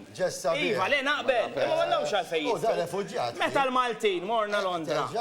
U tkessaħna naqra Londra, jien ngħidu kif ma nistiex, għax ma kienux kollha. Fim, però l-Awstralja legali morna ħafna drabi ta' Henry. L-Awstralja legali unġibilkom u hekk Kessaħ mod. Ma tiġri bis-sekkinat qatta n-nies Ħanajlek, stajna nġibu in-Norveġi, Selix, li marġu kamp soċjalista. Għatel disajru għandhom għalfej jissu Norveġiżi, u żgur li m'għandhomx għalfej jissu. Dak l-element li bniedem iġorr il-kolpa ta' razza jew il-nazzjoni jew il-reġjoni. Tajjeb li ngħidu wkoll li di ta' Allahu Akbar kienet inventata bid-dera. Dan ma sewgħux jgħidlek, jiġifieri meta qatlu għallu Allahu Akbar. Le għal datna.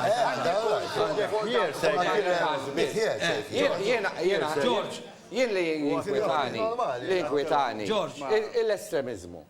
Ma jfissirx li da ġi attakkat, allura naqbel li huma kull Libjan u kull barrani huwa perikolus. Li nirrabja jien, li min suppost qed jagħti każ is-sentiment tal-poplu Malti. Per eżempju, hawn Mark li huwa fit-Times, tiġik dikinhar it-Times u tagħmillek front page erba hippies jew x'kienu ishom hemm bix-xamat hawnhekk jagħmlu solidarità mal-ħaddiema aw mal-immigrant u każ bħal dan mhux tax ta' daqqa ta' sikkina, kien każ ta' ċertu portata, ma jkunx irrapportat b'ċertu mod. Mark mhux jagħtaw jirrappreżenta t-Times. Qed jirrappreżenta t-Times għax huwa parti mill-PBS minna. Imma għajdilna Mark inti la semma l-ewwel net minix hawn nirrappreżenta teknikament ma naħdimx ma' Times nippreżenta Times Talk fil-fatt illum ġurnata l-gran parti tal-ħin tiegħi huwa okkupat minn NGO li taħdem mal-immigranti, Migrant Report. Okay, kompli. Lilin minn hekk imma I mean ħajkolli naqbes għat-Times għax naqra l-gazzetta fuq dan l-inċident kellhom front page. Fuq dal-inċident kellhom front page nhar ta' ħadd. Ok, mela, nitlob lill-reġija minu ta' nitlob lill-reġija. Jitlob dik nhar ta' Times u naraw hux qiegħda. Lada ma kien. Whatever, ma tistax tgħid li ma ġiex ikkaverjat dal-inċident jew ġie moħbi. Le ma ġiex. Ma kienx. Din paranoja hemm bżonn toħorġu nara. Mela, jien nista' nixtieq nagħmel domanda lil Jeremy, il-Mark ċertu sens u anke lil Simon. Hemm imam Londra. Tajjeb, u da jagħmel ħafna speeches, insomma, u hekk. Ħanaraw biċċa żgħira, meta jitkellem fuq l-omosessuali, da tal-imam ta' Londra, tajjeb, nisimgħu x'qed jgħid. And gays and lesbians should be killed. I'm just reminding my audience of your position. Gays and lesbians, the penalty for that is death, correct? Well, you know, if they do the act publicly and there are witnesses, it does carry capital punishment. Yes. Mela, dinu dan l-imam jgħid, jiena rajtu kollu dal-lejla u rajt ħafna mill-li jgħid, danna ġifieri oxxen għalija mill-bidu tal-aħħar, unkun l-ewwel wieħed, ġifieri jismu Xudri, da jgħid illi n-nies li jkunu musulmani u jsiru kattoliċi għandhom jingħataw il-pena tal-mewt. Li min joffendi lill-profeti b'xi kartun għandu jingħata l-pena tal-mewt. Jgħid li min jaqliba lil-mara jew ir-raġel li jkun hemm ix-xhieda jingħata l-pena tal-mewt. U hekk inti gay, u hekk inti LGBT, lesbian, eċetera, idendluk ukoll jekk tagħmel dalat fil-pubbliku. Jiġifieri da jinkwetani, pereżempju Faisal. Inti lilek da li ma bqajx Musulman, joqtlok ruħi. Li mhux taddaqqax joqtlok. Li kien għalih. Jiena m'iniex Musulman, u ma sax nitkellem. Minix Musulman, ma sax nitkellem għall-Islam innifsu, iżda naf ngħidlek li il-percentaġġ kbir tad-dinja li huma Musulmani ma jaqblux miegħu. In-nies kollha li tqajt magħhom li rawni u kellimthom u għedtilhom li m'iniex Musulman, aċċettawni. Inti meta tajt il-ġat għaw Malta, naturalment, għaw Malta tgħix mal-Musulman, u tgħidulhom jien m'għadniex Musulman, m'għadniex. X'jagħmlu Ara, sissa ħadd ma waddab li ġebla, jew ħadd ma daqqa ta' mugs, kelli nies tisaqsuni għala u kelli nies li jibnu dialogu fuq għall-biċċa, imma ħadd ma rrikorra l-vjolenza bħalma kieku jagħmel dan ir-raġel. U naqbel għandu ħafna segwaġi dan ġol-Ingilterra. Grazzi. Imma ħanajdek Henry, tista' iżda il-punt li nixtieq qajjem. U l-Saudi Arabja, pajjiż Musulman, ħajkollok laqa problema żgħira. Vera tajt jew? Iva. Anka jekk. Malta, mhux aħna razzisti. Okej. Isma'. U kieku kien omosessuali. Okej. Mela, minuta Henry, minuta. U anka kieku kien omosessuali, ikollu problema Russja. Putin, mela x'jagħmel il-omosessuali? Mela ma tafx inhu jiġri il-paċenza. Daw jiddefendu ħafna Faisal. Jiena sirt il-persuna li sirt u naħseb il-mod li sirt. Mhux għax twilit ġurnata minnhom u n-nista madwar bdew jaċċettawni għal dak li jiena, għaddejt minn ħafna affarijiet diffiċli f'ħajti. Dak meta kien żgħir għax kont Musulman, għax kont Arbi. Eżatt, kelli ħafna ġlied fejn kienu jaqbduni minn xahri, jien nipprova nagħti bil-pon, jien nipprova naħrab, u kienu sħabi li f'ċertu punt minn ħajt il-qajt magħhom u ħabbewni għal dak li jiena. Tajt bullying, bullying. Mawx tfal Maltin jgħaddu. Kienu nista madwar li ħabbewni għal dak li jiena li għamluni l-persuna li jiena l-lum. Dik l-integrazzjoni. Huma tawni l-aċċettanza. Jiena tajthom lura dak li jiena bħala persuna. Jiena naħseb dak jagħmel punt importanti ħafna. Qed jgħid illi kieku aħna ma integrajniex miegħu u integra magħna kieku llum mhuwiex dak li hu. Da hu eżempju klassiku. Jien m'għandi l-ebda problema. Kellu bżonn. Aħna Malta integrajna mal-Indjani. L-Indja. Ġew 120 salilu. Mill-Indja ġew. Għad smajċi problema ma' komunità indjana. Għad. Jifiri, Malti mux razzist. Aħna ma' għad nintegra. Il-problema li ġi. Bla musulmani. Il-problema li għaw il-lum huma in-numri ta' nies li għaw li huma esaġerati. In-numri fuq in-numri. Jek jiġu ħafna indjani, ikollok problema. Mela, eżatt. Mhux musulmani jew le ġifieri. Isma' issa l-Musulmani qed jgħid dat-tifel, dal-ġuvnot. hemm problema ikbar imbagħad. Allura Imma qed naraw għala llum. Nipruvaw. Drittijiet tal-gejz aħna. Ma jemmux fil-gejz. Drittijiet tan-nisa second class. Għamilna 120 sena biex nemanċipaw in-nisa aħna, in-nisa Maltin. Meta tajt il-Musulmani, meta tajt in-nisa second class Musulmani. Simon, Musulmana second class inti. Meta tmur mal-irġiel. Nista' nispjegalek mela, in-nisa jistgħu jitolbu fl-istess kamra mal-irġiel, imma n-nisa joqogħdu wara u ma joqgħodux qudiem, ma joqgħodux wara għax inqas mir-raġel, joqogħdu wara għax inti u titlob, inti ħatiġi f'pożizzjoni fejn biex tpoġġi rasek mal-art, ħatiġi f'pożizzjoni li inti għandek il-warrani tiegħek qiegħed f'ċertu pożizzjoni naħseb inti. Ma nuħux gost jiena. Jiena ma nuħux gost li nkun jiena u l-Musulmani bħali ma juhdux gost. Jekk joġobhom ma juhdux gost li jkunu f'dik il-pożizzjoni u jkolli raġel warajja. X'inhi l-problema li dawn jaslu jitolbu hekk. Ħuda minn għandi tolbu kif tridu m'għandniex problema. Basta ma tarġax li nagħmel bħalek. Eżatt, dik il-problema. Jien m'iniex interessat. Il-għamot hekk u laqqas. Jiena dik il-punt, lelek is-serjetà. Imma rrid ngħid, jiġifieri jien għandi 55 sena. Għamilta ma' kulħadd. U ma sibt il-ħadd jgħidli x'nagħmel. Tafu li bdaw l-immigranti kollha li deħlin li qed tgħidu intom daħħalna f'dawn l-aħħar 3 snin l-iktar liġijiet liberali li qatt kienu f'pajjiżna. Tafu li fil-Quran. Tabel ma ġejx jgħid il-mara. Fil-Quran. Minuta. X'liġijiet daħħal? Ansa, minuta. Ġildu għal-libertijat ċivili. Inti taqbel mal-gejs li jiżżewġu? Minuta. Li jiżżewġu taqbel. Saqsi li, ma tiddiġ saqsi li. Taqbel mal-gejs li jiżżewġu Henry. Ma jridx jgħidilkom għax ma taqbilx. Il-gejs. Taqbel li jiżżewġu. Il-gejs għandhom dritt. Daqs il-Maltin kollha, dak id-dritt. Jiżżewġu taqbel. Ma biex ma sbiex ta' gejs. Mela allura feta Ma dawaqs ma gejs. Jiet tajlek, differenza bejn Intom taqblu flimkien fuq il-gejs. Hemm differenza.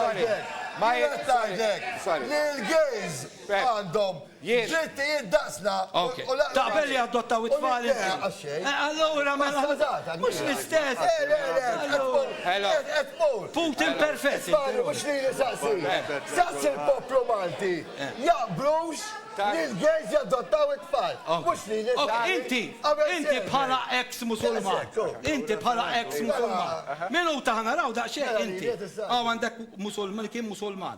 Libjan, inti taqbel il-gejs jizzewġu jew xi jagħmlu? Taqbel li adottaw it-tfal? Innutaw, sinjuri! Jekk xaraw ġew! Jekk normali!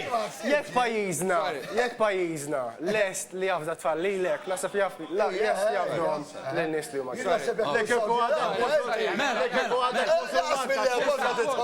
Dan li Mark, huma valuri umanistiċi, mhux musulmani. U nis musulmani sewi nis musulmani il-pedofilija ta'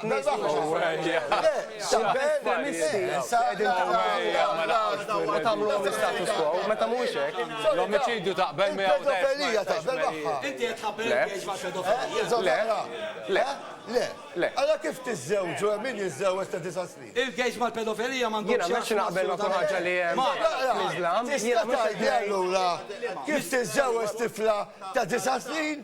Le, jien ma naqbilx li ħaġa kellha ssir. Ma nifhimx eżattament il-punt tagħha. Mela. Minuta, Simon. Mark, Meta tara dal-imam imma, issa nkunu onesti, ma jbeżżakx, ma jwerrex. Il-problema, Pep, dak hate speech, tajjeb, għandi ftit familjarità ma' diskorsi tiegħu tajjeb u dak hate speech. Imma l-importanti fid-diskussjoni fuq l-integrazzjoni hija li ma tintilifx fuq dak li bl-Ingliż jgħidulu red herrings, tajjeb, affarijiet li fil-verità mhumiex importanti. L-iktar l-ewwel kellna diskussjoni fuq il-burka pereżempju, tajjeb, diskussjoni interessanti kemm trid, imma fil-verità hawn Malta m'hawnx problema ta' burka, toddhom fuq ponazzu bajk in-nies li għandhom il-burka hija xi ħaġa li tista' tiġi managed. Issa, l-issue li qed taqajmu daw hija twofold, tajjeb, waħda minnhom hija n-numri u t-tieni waħda hija prinċipalment għax huma Musulmani, tajjeb. Waħda mill-affarijiet li nixtieq niġbed daqsxejn l-attenzjoni fuqha, meta jgħidu huma għall-Musulmani ġifieri, qed nitkellmu fuq 1.6 billion people. Isu xi ħadd, tajjeb, qed ipoġġi fl-istess keffa. Mhux ħammur il-bot ħafna ta' Malti u Ġermaniż. X'għandu x'jaqsam? Qed titkellem fuq kulturi kompletament differenti. L-Arab, pereżempju, il-Musulmani mhumiex kollha Arab. Mhumiex kollha tal-istess kultura, jiġu minn 50 pajjiż differenti mill-inqas, 50 reġjun differenti. Le, mhux dejjem jagħtu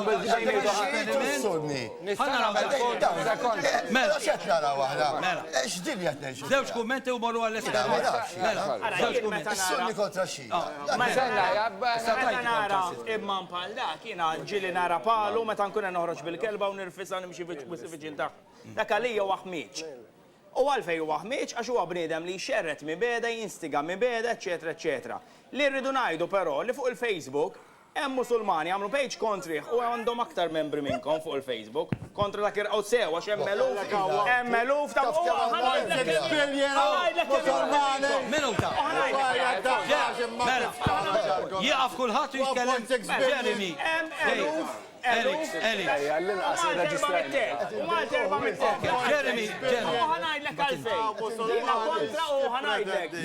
Jina ħanajdlek għalfej. Iqaf, Jeremy. Ħoddu paċenzja. Għalmenu nintegraw ftit bejnietna fil-beni, nibdaw minn Ejja, nuru kemm aħna Ewropej ħallu xulxin nitkellmu. Minuta, le. Ejja, nuru kemm aħna Ewropej ħallu xulxin nitkellmu. Jekk isemmi laqda ma tirrispondu. Issa jirrispondi. Mela, jiena kontra l-hate speech. Totalment, kull min ixerret mibeda, issa jien personalment tkellimt ftit magħkom qabel, ma nemminx l-intenzjoni ta' Sur Battistino ta' Elix Pisani, Sur Pisani, hija li jxerdu l-mibeda. Però bir-rispett kollu, għax tajt moħni fikom. Daw affarijiet li intqalu fuq is-sajt tagħkom ta' bir-rispett kollu. Mela da, le narakom iwa żgur biex inkun naf x'qed jiġri Porċinell minn ma jkunx jaf x'qed jiġri u jitkellem. Mela, daw wara li kien hemm care worker. Da kien hemm care worker għax nitkellmu fuq il-valuri tan-nisa u kemm importanti li nieħdu ħsieb in-nisa u naraw. Da care worker ġiet stuprata minn immigrant fi Franza. The bitch probably enjoyed it since she likes working with savages. She deserves it. Naħseb li raġel ma serraħiex din la trid iżżomm familja oħra.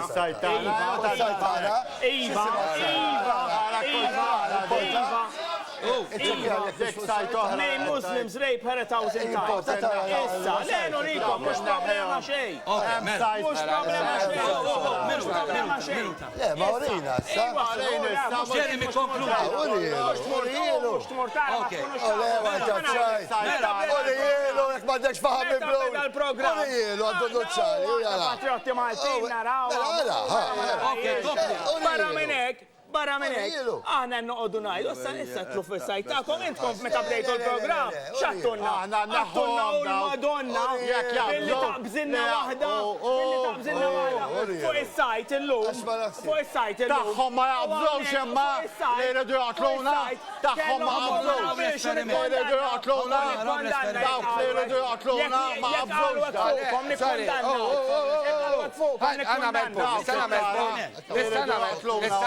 Nistaw nitfaw l-esperiment. Mela se naraw l-esperiment. Se naraw esperiment. U saqsejna l-nies fin-negozju jekk għandhomx din il-policy li ma rridx is-swed jiena jiġi d-dar jekk jaċċettaħ jew le. Ħanaraw. Mela għandi kamra living, 18 il-pit bi 12 il-pit u l-mara ħolmot li tagħmli la flat ceiling għandha saqaf normali, intom tagħmlu ġibsum hekk. Ejwa, mela. Isma', intom m'għandkomx nies ta' ġilda skura jaħdmu magħkom hu? Għamlu koll, Għax imma dak ma nkunx irridhom id-dar tiegħi tajjen, ġifieri jekk possibbli tressaqhom lix l-hemmhekk, possibbli nirranġaw biex jiġu jaħdmu l-Maltin biss għandi. Jiena għandu l-Polti. Għandu Rumani, għandu l-Rumanija, għandi Afrikani, għandi Malti, issa il-żluq li kuma zejn li għadillek, xintax ma nistax ngħidlek. Ġifieri ma tistax tirranġa, għax jiena għalija anke kikunu barranin ma jimpurtax, basta ma jkunux suwed għalija. Uwiju, tista' tirranġaw huma. Tista' tirranġaw.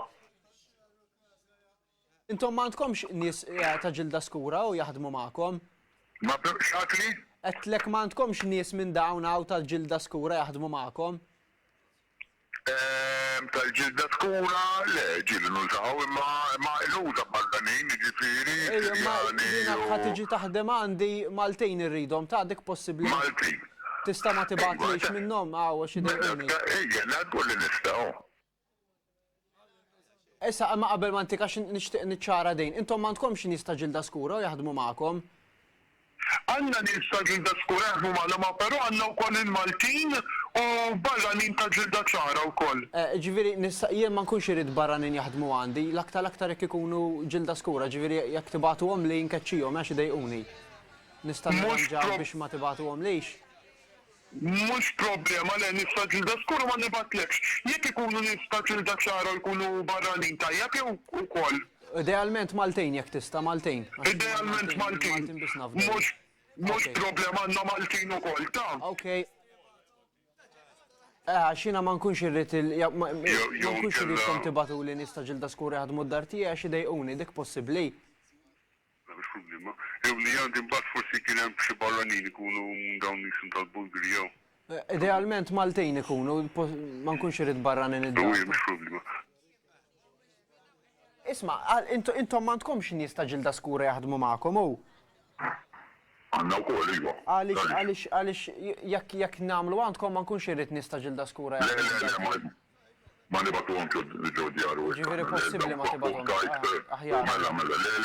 Għandkom nies ta' ġilda skura u minn dawk il-klandestin jaħdmu magħkom? Le, m'għandniex ma klandestin jaħdmu waħdu suffetti. Alright, dak l-importanti. Dak l-aqwa li Maltejn. Ta. Le, Maltin jew Bulgari jkunu. Alright, okay.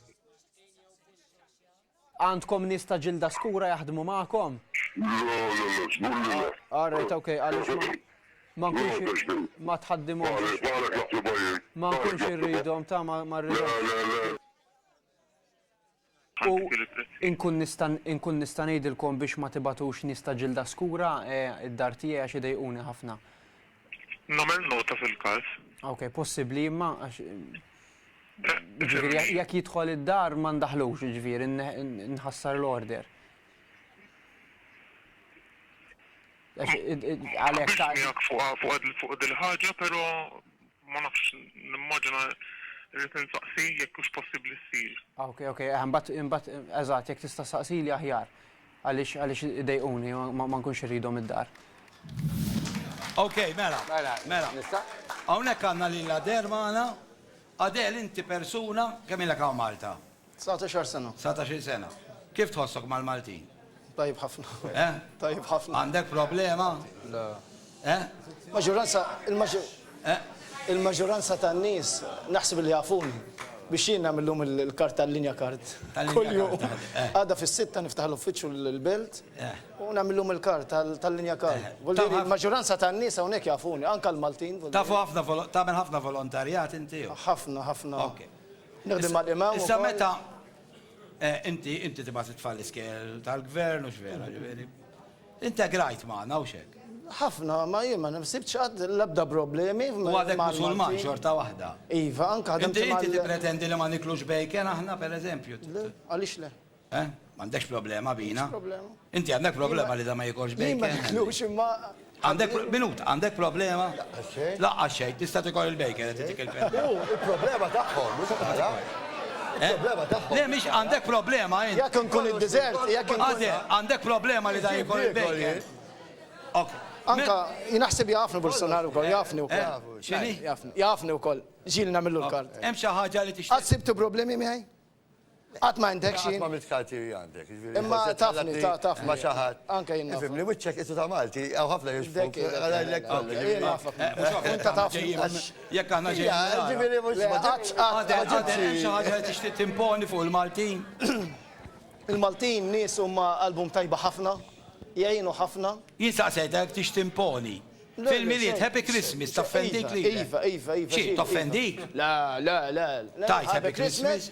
Anki ġili noħorġu namlu ikla fl-imkien. Ġili mur maħħom. Mux ġili, meta jgħamilu ikla, berzambju, murru fl-imkien, niklu fl-imkien. Mandekx problema rajdu Happy Christmas u. U ma jafu li ma nakulx il-ħanżir, ma jafu li jina ma nixrobx, u xorta. Jixrabu u jina ma nixrobx. Jixorbu ma? Jina kam nikol, forsi. La, ma nixrobx. Xini, għan nemmi li. La, mux wieħed. Għam ħafna bħali, Inti u niku inti. Għam ħafna. Henry, nista najdek li għlaw ħafna. Ridu jiġu, ma għam il-maġuranza li ilum jgħixaw Malta. Ok, mela, minuta. Issa, meta tisma di ta' servizz ta' dal-iswet illi qed jgħidu li l-iswet ma rridux u hekk. Inti tweġġak dina? Da Malti ma għalek ta' da Malti hekk. Isma, ħarisaw, beb. Jista' jkun Malti bil-Binġija u jirrifjutaħ il-Malti stess. Kun bil-Benġija jidlak li. Ma taqbilx maħħa digu. Ma biex maħħa. Inti taqbel ma li. Naraw dak il-feature xar. Emmek ma ġibx familji Maltin jirrifjutaw li jitħol il-swed ġoda. Le. L-ewwel net huwa entrapment. Qed iġġiel in-nies ikunu razzisti meta mhumiex. Ħloq di situazzjoni, ma ċarvej ħloq ta' issa, mela ħalek niġu għall-argument. Għandi dritt ma dak il-punt issa. Jekk għandi dritt bniedem ġodaru ma jaċċettax xaħat tal-ġilda sewda jew ħanajlek għaz, jiena ġili nagħti servizz ġodjar. Ġili ċemplu li nies jgħidu li marriċ jiġi raġel waħdu. Allora dik qed tkun seksista. Tajdu ma jirriċ. Mara, tajli ma rriċ raġel waħdu. Imma għak titkellem fuq xaħdi differenti. Minnom fil-feature, minnom il-feature waqa. Minnom il-feature waqa. Redukolaġni. Sekonda waħda. Għadna mal-punt fuq li għattajt inti, un bat kompli. Minnom il-feature waqa fil-redukolaġni. Le, mux problema ta' jek tit għandi Ewropej, ta' karna ġon bajda, għandi Maltin, għandi s-suet u għandi il-mistoqsija la mill-li. Tittaċċetta, zgur li l-audit question, imma tittaċċetta li kixfet. Il-fat illi ħafna employers mandom assolutament lebda problema biex impiegat tagħhom jistmerru. U jgħal, mux problema, s-sani bat l-klab. Il-mistoqsija tidubjontu. Il-mistoqsija ma kienieċek. Mela, issa ngħid xi ħaġa. Peress li sar il-ħin. Peress li sar il-ħin. M'għandniex ċans iddiskutu għadi. Se nagħmel, se nipposponi di diskussjoni għall-programmi għal ġdiet tiftaħ marimondju. Ma mhix fera ġinti. Mela mawx min jirrifjuta xi ħadd għax huwa razzist. Jiena nixtieq ġawnisandi ta' ġilda suwed għaġġena politika. Għabda xejn. Ma problema. Mela jiena ġili ġewandi. Ta' nista li huma suwed għaxbal political corrects ġilda sewda suwed, ġew suwed, m'għandix problema, imma jkolli problema jekk għandi ommi anzjana qed tmut uħdeja ners ikollha ners sewda musulmana minflok ikun hemm ners bajda u kattolika. Għax ommi ħatħoss iktar sejf, ħatħossa iktar sejf. Għax għanda l-istess twemmin, għanda l-istess. George. Ok. Jiena nixtieq nkun naf George tagħmel jekk iħossu ħażin u jkun hemm tabib iswed. Jekk jaqdik. Jien, kollha, imma hawn nies li jħossuhom. Mela, naraw xena għajdu li se nagħmlu. Mela. Nixtiequ ngħidulkom li din diskussjoni se tieqaf fuq il-television, però se tkompli għal 6 minuti oħra. Ħankomplu fuq il-YouTube jismu Xarabank online fuq YouTube tistgħu tkomplu taraw 15 minuti oħra l-aħħar parti, l-aħħar kwarta ta' din id-diskussjoni. Mela, issa, mela. L-imsa naħdu statira jew x'en jieħdu? L-split fi, mela. Ħanieħdu, mela daw żewġ tfajliet illi meta ħarġu fil-pubbliku u anke kullu fil-Parlament Malti jagħmlu għalaw ħafna tajru aħna minna split screen bejnietom. Waħda Kattolika l-oħra Musulmana. Arawhom daqsxejn. Isem. Naomi Bukri. Sara Zabi. Età. 19 sena. 19. Passatemp. Sfin. Impenġi. Reliġjon. Kristjana. Musulmana. Prattikanta. Iva. Iva. Kemm il-darba titlob? Ma nafx. 5 darbit fil-ġurnata. X'qiegħda tagħmel bħalissa fil-ħajja? Qed nistudja liġi. Qed nistudja liġi t-tieni sena. Maltija? Iva. Iva. Tħossok aċċettata? Xi kultant iva. Mhux dejjem. Ġieli kont insulentata? Iva. Iva. L-ar insult li qatt lajt? Li jiena nqas intelligenti għax missieri jiswed. Ħmieċ jew żibel. Tieħu għalik? Le. Iva. Kif tirreaġixxi? Ma nħoss pjaċir, però inħares lejha b'ċertu tip ta' ottimizmu nipprova. Nipprova nagħmel aktar awareness. Nqajjem kuxjenza. Ġieli bkejt ħabba tajjir jew insulti? Meta kont żgħira iva. Le. Għaliex taħseb li hemm min jgħidlek u ma jaċċettakx? Għaliex jibżgħu minn dak li huwa differenti. Għaliex ma jifhimx li d-dinja għandha tkun diversa. Omok u missierek jieħdu għalihom? Iktar jirrabjaw ma jieħdux għalihom le. Iva. X'tixtieq tgħidilhom lil dawn il-persuni li jgħajruk? Immaġina xi ħadd iħares lejk u jiġġudikak ġast għal xi ħaġa li inti twellit biha. Aħna nies bħalkom u ma tkomx għalfejn tibżgħu minnha. Nixtieq ngħidilhom biex ipoġġu ruħhom fis-sitwazzjoni li qiegħda fiha jiena u li jaċċettaw il-ħadd ieħor. X'tixtieq tgħid lil nies li għadhom mill-istess esperjenza bħalek? Nies illi jiġġudikaw dejjem ħajkun hemm fil-ħajja. Ibqgħu pożittivi, ibqgħu għamlu dak li tagħmlu, għamlu ħalikom u kunu kburin li intom Maltin. Biex ma jaqtawx qalbhom, biex ma jħallux il daw in-nies iżommuhom lura, biex jagħmlu dak li għandhom jagħmlu f'ħajjithom u dejjem jippruvaw jimxu l qudiem. X'inhi l-iktar ħaġa li tbeżżak? Li kolli tfal u jgħaddu minn dawn l-esperjenzi. Li nies bħal daw ta' patriottiċi Maltin jibqgħu jagħmlu dan li qed jagħmlu. X'issib l-aktar min jaċċettak jew min ma jaċċettakx? Min jaċċettani. Min jaċċettani. X'inhi l-ħolma tiegħek? Li xi darba nkun nista' naħdem mal-United Nations. Li din id-diskriminazzjoni tieqaf. Li sbaħ ħaġa li qatt qalulek? Li jiena intelligenti, li jiena friendly ħafna u li naf inħobb. Kemm qed nieħu gost li qed titkellmu fuq dawn l-affarijiet. Messaġġ ta' ispirazzjoni biex nagħlqu din l-intervista. Kunu minn intkom, kunu gburin li intom Maltin u aċċettaw lil kulħadd bid-differenzi tagħhom. Li nies bħali ma jħallux il-min iżommhom lura u li nifmu li kulħadd jitwieled kif inhu, allura għandna naċċettaw il-xulxin kif aħna.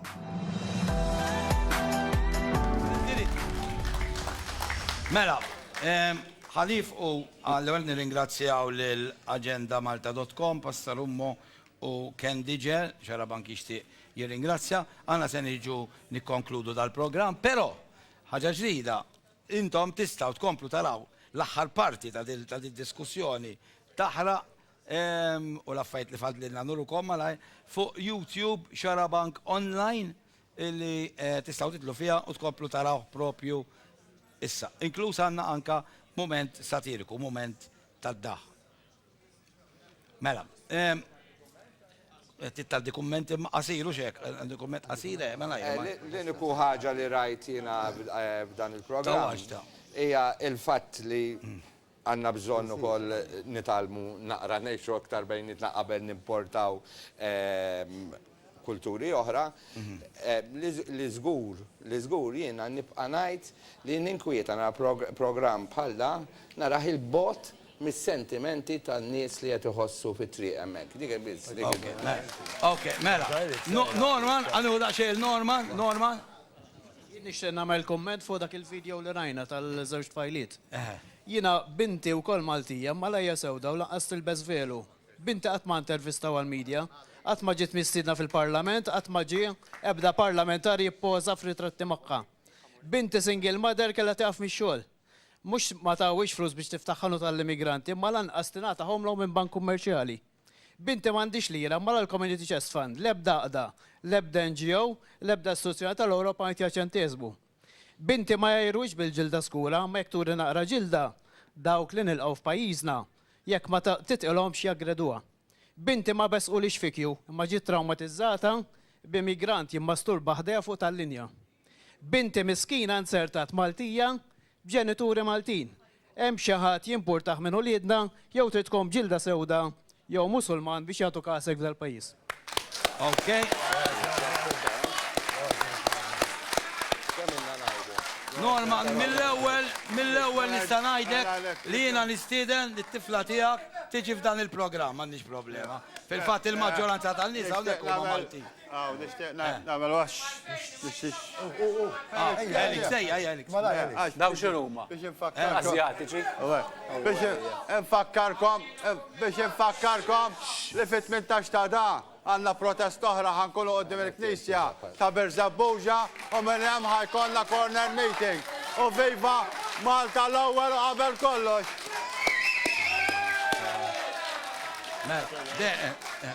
Inti patriotta. Bħala patriotta nistieden l-Alex biex flimkien inqumu bil-wifqa nkantaw lin-nu Malti jew biċċa minnu. Alex, mhux għal-qalbek? Minuta, matri. Minuta, jimporta. Mela, Alex, għaliex ma tixkan. Ma nafux kollu bla.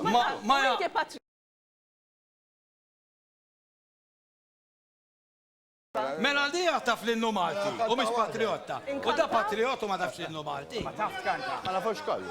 Issa, nista' nkanta, nista' ngħidu, nista' inqumu bil-wifq għax l-innu Malti. Ta' nistgħu? Inqumu bil-wifq. Ma nħobbu. Kanta hija. Jiena ħobbu ma tagħna. Kanta. Din l-art ħelwa. Ciao il-PBS.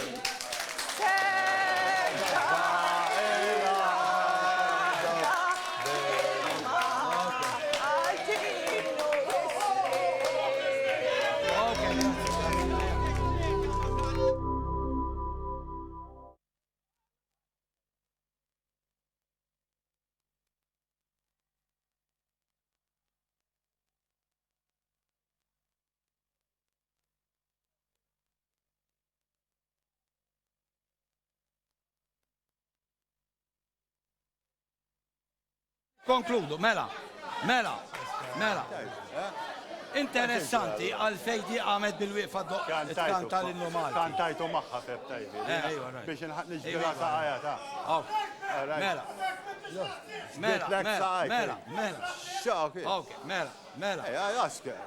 Inverted racist jgħidu. Ma importax. Minu mxħa imma da li jurejt il-lum huwa tipiku inverted racism. Għax qed tipprova ġib lil-Maltin razzisti li maħniex razzisti l-Maltin. Kif qed nipprova nġib għax il-mod. Tista' tgħidli x'għamilt pereżempju. Kollox loaded kellek. Kollox loaded. Kollok bizzilla, kollox da, għal-saqsi dak il-raġel. Għax s-sabtakat. Inti ċempilt il-dawk il-nies. U għattilhom li tixtieq jibattek il-ħaddiema bojot mhux bil-kanaġġor. Issa jista' jkollok tfajla minn dawn, mill-grupp tagħkom, tagħmel l-istess domanda. Għajt il-dak l-employer. Għajdu jiena suwet irridhom il-irġiel. Tfajla Maltija tajtek. U tara ikun xem xi ħadd jgħidlek iva. U jkun hemm xi ħadd hija. Għabba tfajla Maltija u d-domanda li għamilt int flok tajta l-abjad għamil għall-assuet. Jek trid namlu aħna ta' għax Elix jgħat f'dan affarijiet u namlu. Il-punt huwa li l-employer la jrid ix-xogħol ek ħajamel, kiku dak talbu li jibatlu ġis-suwet flok bojot, suwet ħajibatlu. L-esperiment kien li naraw xinu lest li għamil l-employer biex jġiġi il-bati razzisti? L-esperiment kien biex naraw xinu lest li għamil l-employer biex jġib ix-xogħol. L-esperiment kien biex naraw xinu lest li għamil l-employer biex jġib ix-xogħol. U kien lest, l-esperiment kien għax lest jagħmel, u rajna x'kien lest jagħmel. Saqsi l-istess domanda. Mill-lattiħor, ovvjament, juża mara jow. Imma di perikoluza ta' di. Perikoluza, nispiċċaw, nisaqsu ekkux gejja u le, jekkux nazjonalisti u laburista. Le, di ħaġa ġrat vera. Di ħaġa ġrat vera, di ħaġa. Il-Malti mux razzist. Il-Malti jenom il-dannis. Il-Malti ma taġġew dannis. Elihom, aħna ma ridux iktar għaxawis, dik l-unika problema. Interessanti u koll jek tamela l-familja rafi il-Malti. Interessanti u koll tamela l-familja. L-esti biex jaqduna sinjali din hija policy ta' uħut minnom li jgħidu l għak tixi swet jew le.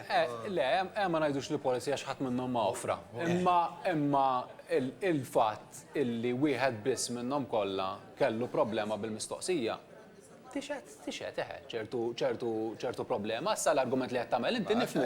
Le, l-argument li qed tagħmel inti, permettili, l-argument li qed tagħmel inti illi l-employers Maltin ultimately jridu x-xogħol nifhimha. U fejn taf li Maltin? Imma għax għax kien minnhom mill-aċċent ma kienux Maltin. Insomma, whatever, jinder lil Maltin. Għaw Sinjani Maltin. Konferma li kienu kollha Maltin. Kollha Maltin, ġifieri mhux fis-sens mill-gżira ta' Malta. Għat t-ċekja. Mela, konna faqet. Razzizmu ta' Konna faqet. Dak qed jiġi għajdilna li n-ċekja u n-nis. Qed t-ċekja l-Malti. X'jaqsam, sorry. Skużawna qed nidħol fil-mandu. Razzizmu għax naħseb kumpaniji. Ġifieri milli għax kumpanija. Le, mhux hekk qed jgħidel. Le, u ċemper u daw li ċemper kienu Maltin. Mhux għażilhom Maltin. Għax il-kumpanija. Ma kux nafaqet inċemper. Sorry, ikun interessanti, imma interessanti wkoll li ċemplu familji Libjani jew Arab f'Malta u tofrulhom servizz li emma ħajmur raġel pereżempju. Biex naraw kif jaħsbuha wkoll in-nies li integraw ġo Malta l-familji. Wkoll interessanti naħseb. Interessanti dal-esperiment.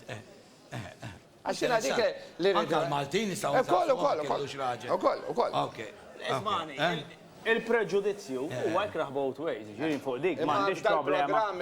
Naqbel totalment miegħek il-preġudizzju ikrah dejjem. U aħna l-Maltin, sfortunatament ngħid, aħna dejjem mifrudin u dejjem insibu xi ħadd li nħarsu l-isfelleħ għalfejn ngħidlek. Jien niftakar xi 20 sena ilu, jekk mhux inqas jew aktar kien hawn programma hawnhekk fuq in-nies tas-Sawt u fuq il-Bormliżi. Qabel ma kien hawn l-immigranti u qabel ma kien hawn hekk kienu huma t-targets. U ma kienu ignoranti, mhux edukati, eccetera, eccetera. Issa ġew l-immigranti huma target huma. U di tiġi spjegata faċilment fis-soċjoloġija. U hija meta inti tagħmel dal-stereotypes. Meta inti tagħmel dal-stereotypes. Issa nispjega. Meta inti tagħmel mela tajjeb. Ħanajdlek, jien naf familji li għax kellhom tifla. Fil-pass. U ejja. Jina rajdek, inti ta' mela int ma' ejju int mistaq mela jien najt għalik, mux jien najt għalikom, hi. Mela ħanajdlek għawnis li jobodu ħutom Maltin, ħbib taħħom għatta parsi, għax nazjonalisti u laboristi, tajdlix li le issa, tajdlix li le, ġifiri aħna dejjem irridu, xaħat, mawx til-mibeda, mawx til-mibeda. Forsi xi darba kienet. Tajjeb, issa hemm l-immigranti. L-immigranti, rispett kollu, dejjem rridu xaħat. Lina l-essena raġun, dejjem rridu xaħat. Nħarsu l-isfellej, izmani, Harry, ta' jena nistawtu gburi, daj, veri. Ok, Jerry, thank you. Mux dik li zommatom. Kontrina. Ma nami aħna tradituri. Jien employer. U nkunu oġġettivi. L-ewwel net kien l-argument kien tajjeb ħafna li l-employer l-ewwel ma jinteressaħ li ma jitlib xogħol. U allura ma nistgħux ngħidu razzista li jibża xogħol. Issa, din hija xi ħaġa. Jiena kieku kelli tiġi tgħidli biex nagħżel xi ħadd miegħi biex jaħdem ġo l-uffiċċju, jekk ħanażel pereżempju bejn Russa u bniedem iswed, ħajkun ħafna iktar faċli li nħaddem l-iswed, għax jekk nħaddem ir-Russja jkolli problemi kbar id-dar. Isma, mela, inti meta konna fil-meeting inti, qed xi ħaġa vera interessanti. Ħansemmaħ ħielek, ħansemmarek xejn. Ġesi nasbali. Għana nsemmaħ. Ejja nasbala sem tal-aħħar. Ejja, faqqa. Ma jrinx il-Malti! U min qed jgħidlu l-Malti għax ma il-Malti ma rridx jaħdem. Il-Malti belaw. Wara li waqgħu għal-Ġermaniżi hawn bela. Il-Malti mar il-Libja fid-deżert għall-familja tiegħu basta ttieħ paga tajba. Mela, hawnhekk in-nies qed iċaxfulek, però għadek kif għadt int stess. Il-Malti mar il-Libja u ħadem hemm. Mela sewwa. Ma sejniex legalment. Ma sejniex daħal legalment. Incredibile. Il-Libja. La ġħalta li għax għattilfet. Legalment daħal. Sinjura. Aħna, meta kellna Prim Ministri Malta ta' vera, mux ħansemmihom, ta' vera, ġabu trattat aħna mal-Libja. Li aħna l-Maltin ġejna bid-dritt li morru naħdmu l-Libja, ikonna l-biznis il-Libja, nejxu l-Libja kemm iridu. Imma huma integrajna. Ejdi, Henry. Zom naqra. Integrajna. Imma l-Libjani 3 xhur biss setgħu jagħmlu Malta. Alla naqra xi trattat kellna. Issa, li bniedem. Ipprotestaw kontrikom hemmhekk il-Libja. Ma mhux il-punt. Morna x'inhu l-punt? Dawn ġew biex jaħdmu wkoll. L-ewwel nett naqra betħawat. L-ġiel kienu jmorru jaħdmu l-Libja biss. Mhux bil-familja, ħadd ma bil-familja Libja. Għax il-bżonn huwa differenti. Għax il-bżonn huwa differenti. Kollox. Mela l-bżonn tiegħek L-ġiel biss kienu jmorru l-Libja. Il-Maltin tal-Libja mal-familji u nibdew nikkonkludu. Ma ta' min sens. Nitkellmu fuq. Nitkellmu fuq. Ħanħu l-aħħar kummenti. Nitkellmu fuq argument ta' numri. Biex affarijiet, il-Maltin mhux il-Libja marru l-Amerika, marru l-Kanada, marru l-Awstralja. L-Awstralja min jaf nitfa' storja. Jew jażel u jixtieq li jara l-istorja li l-Maltin mhux dejjem marru legali l-Awstralja. Meta kien hemm vapur mimli Maltin u l-Awstraljani għax kien hemm pressjoni enormi min-nies. Għax aħna il-Maltin konna daski foreigners kienu jgħajruna daw, l-inna l-Maltin daski foreigners. Wafqunna l-vapur Malta barra l-port sa' Sydney. U qabżu l-Maltin il-baħar u daħlu fl-Awstralja. Ma kemm inkwitatek il-razzizmu, il-razzizmu li batejna l-Maltin l-Awstralja. Incredibli, mux billi għajdu. Ok, mela, ħanibdew nikonkludu. Elix, grazzi. Jeremy, Elix. Mux problema, nil-taqmija, kunu rik dokumenti. Ok, ġernija, fija. Grazzi, Jeremy. Li bdew jgħajdu, l-istess affarijiet kontra l-Maltin, bir-rispet kolli jettajdu, intkom kontra l-Barranin. Ok, Jeremy, grazzi. Grazzi. Elix, ikonkludi. Jena, nikkonkludi. Jek joġobkom. Dis-situazzjoni għanda. Henry.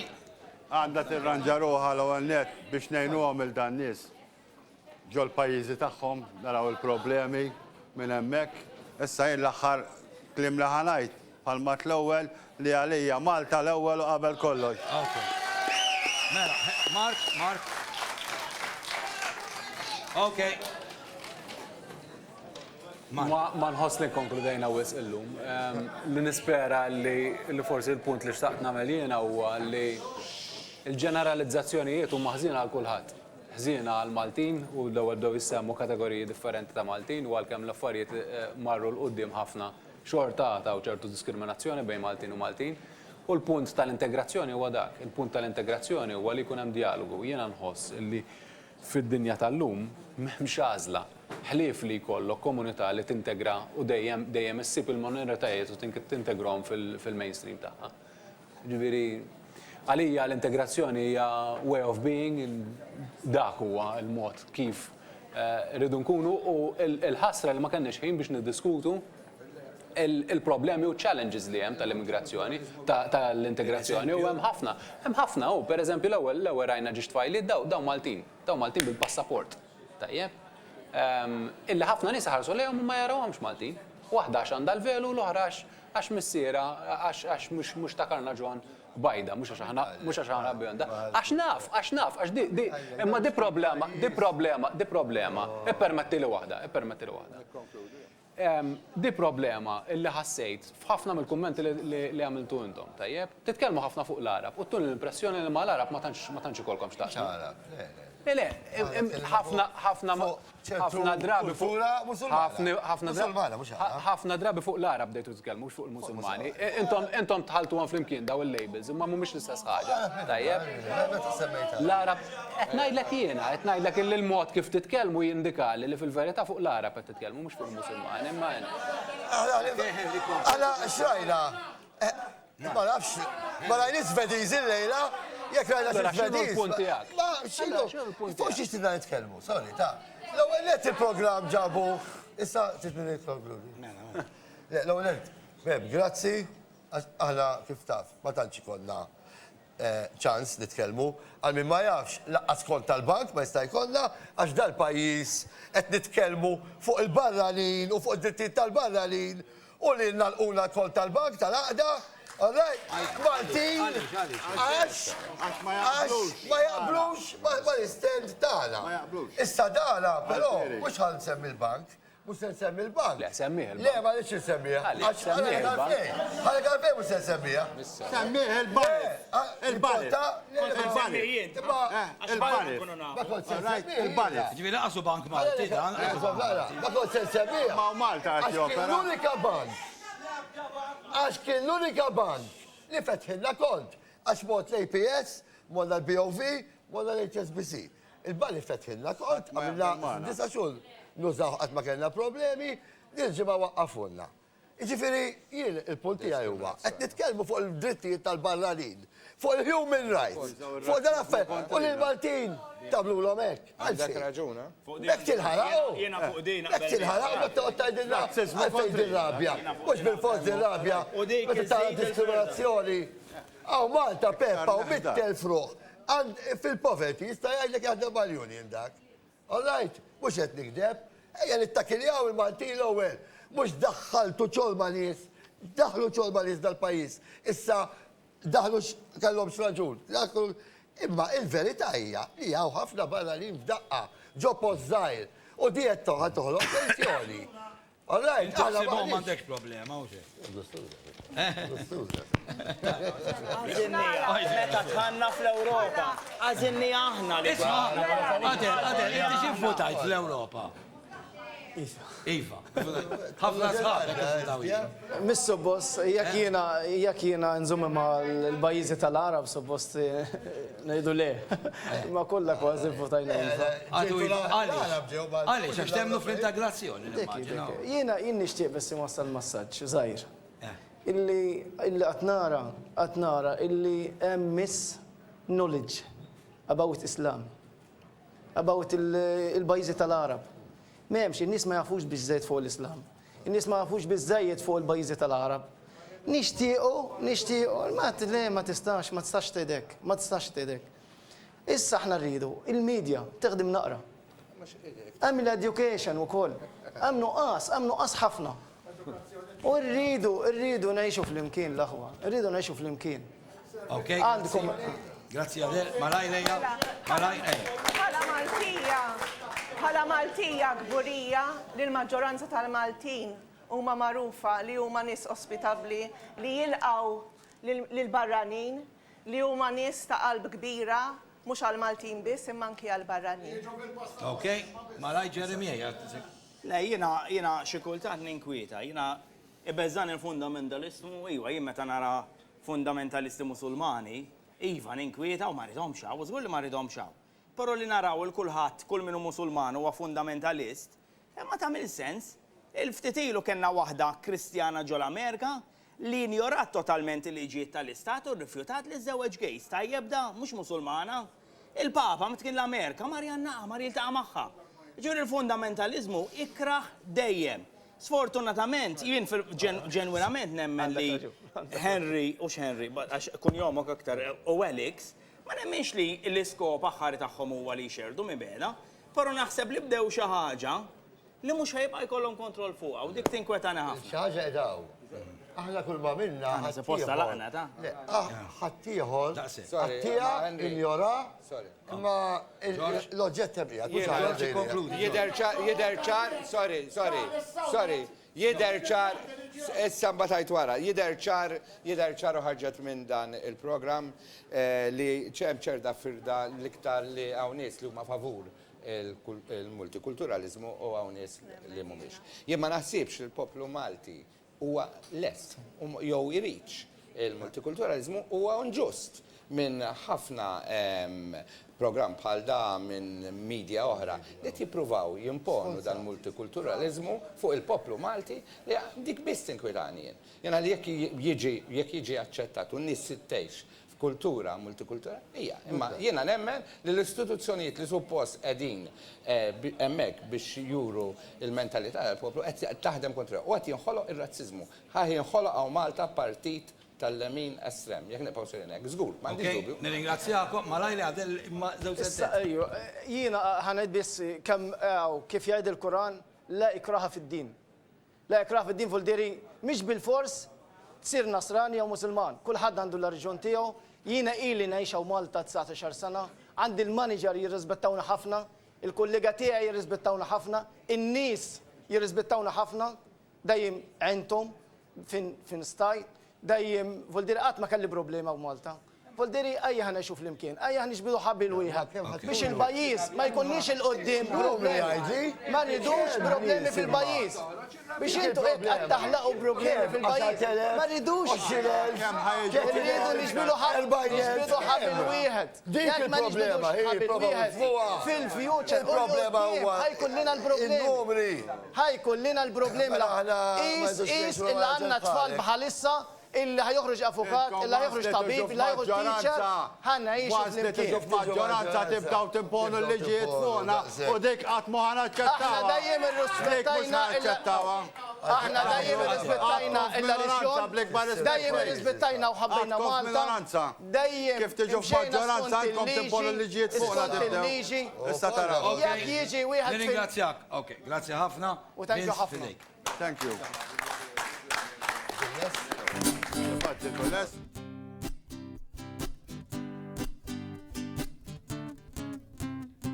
Pawl Pawl, jek dal-pajis terġa' tinkalja għal-piċpar, attenta x'din id-darba, naqfluk taħt indaġġu ħarfar, m'għandek ċans id-dur tippridka jekk tasal hawn bla passaport fuq bir-refuġjati jekk inkeċċuk ma tinix tor. Pawlu, Pawlu, Pawlu, terġax tiġi Malta. Pawlu, Pawlu, Pawlu, terġax tiġi Pawlu, Pawlu. Pawlu, Pawlu, natu parir biex tifrankalna ftit inkwiet darba tiqafx fostna għal-Ruma iqba sejjer dritt m'hemmx għalfejn terġa' tinqala biex merba kbira terġa' tuq għax klimek baqa' f'qalbna għalkemm ribnieh ta' taħt fuq. Pawlu, Pawlu, Pawlu, terġax tiġi Malta. Pawlu, Pawlu, Pawlu, terġax tiġi Pawlu, Pawlu.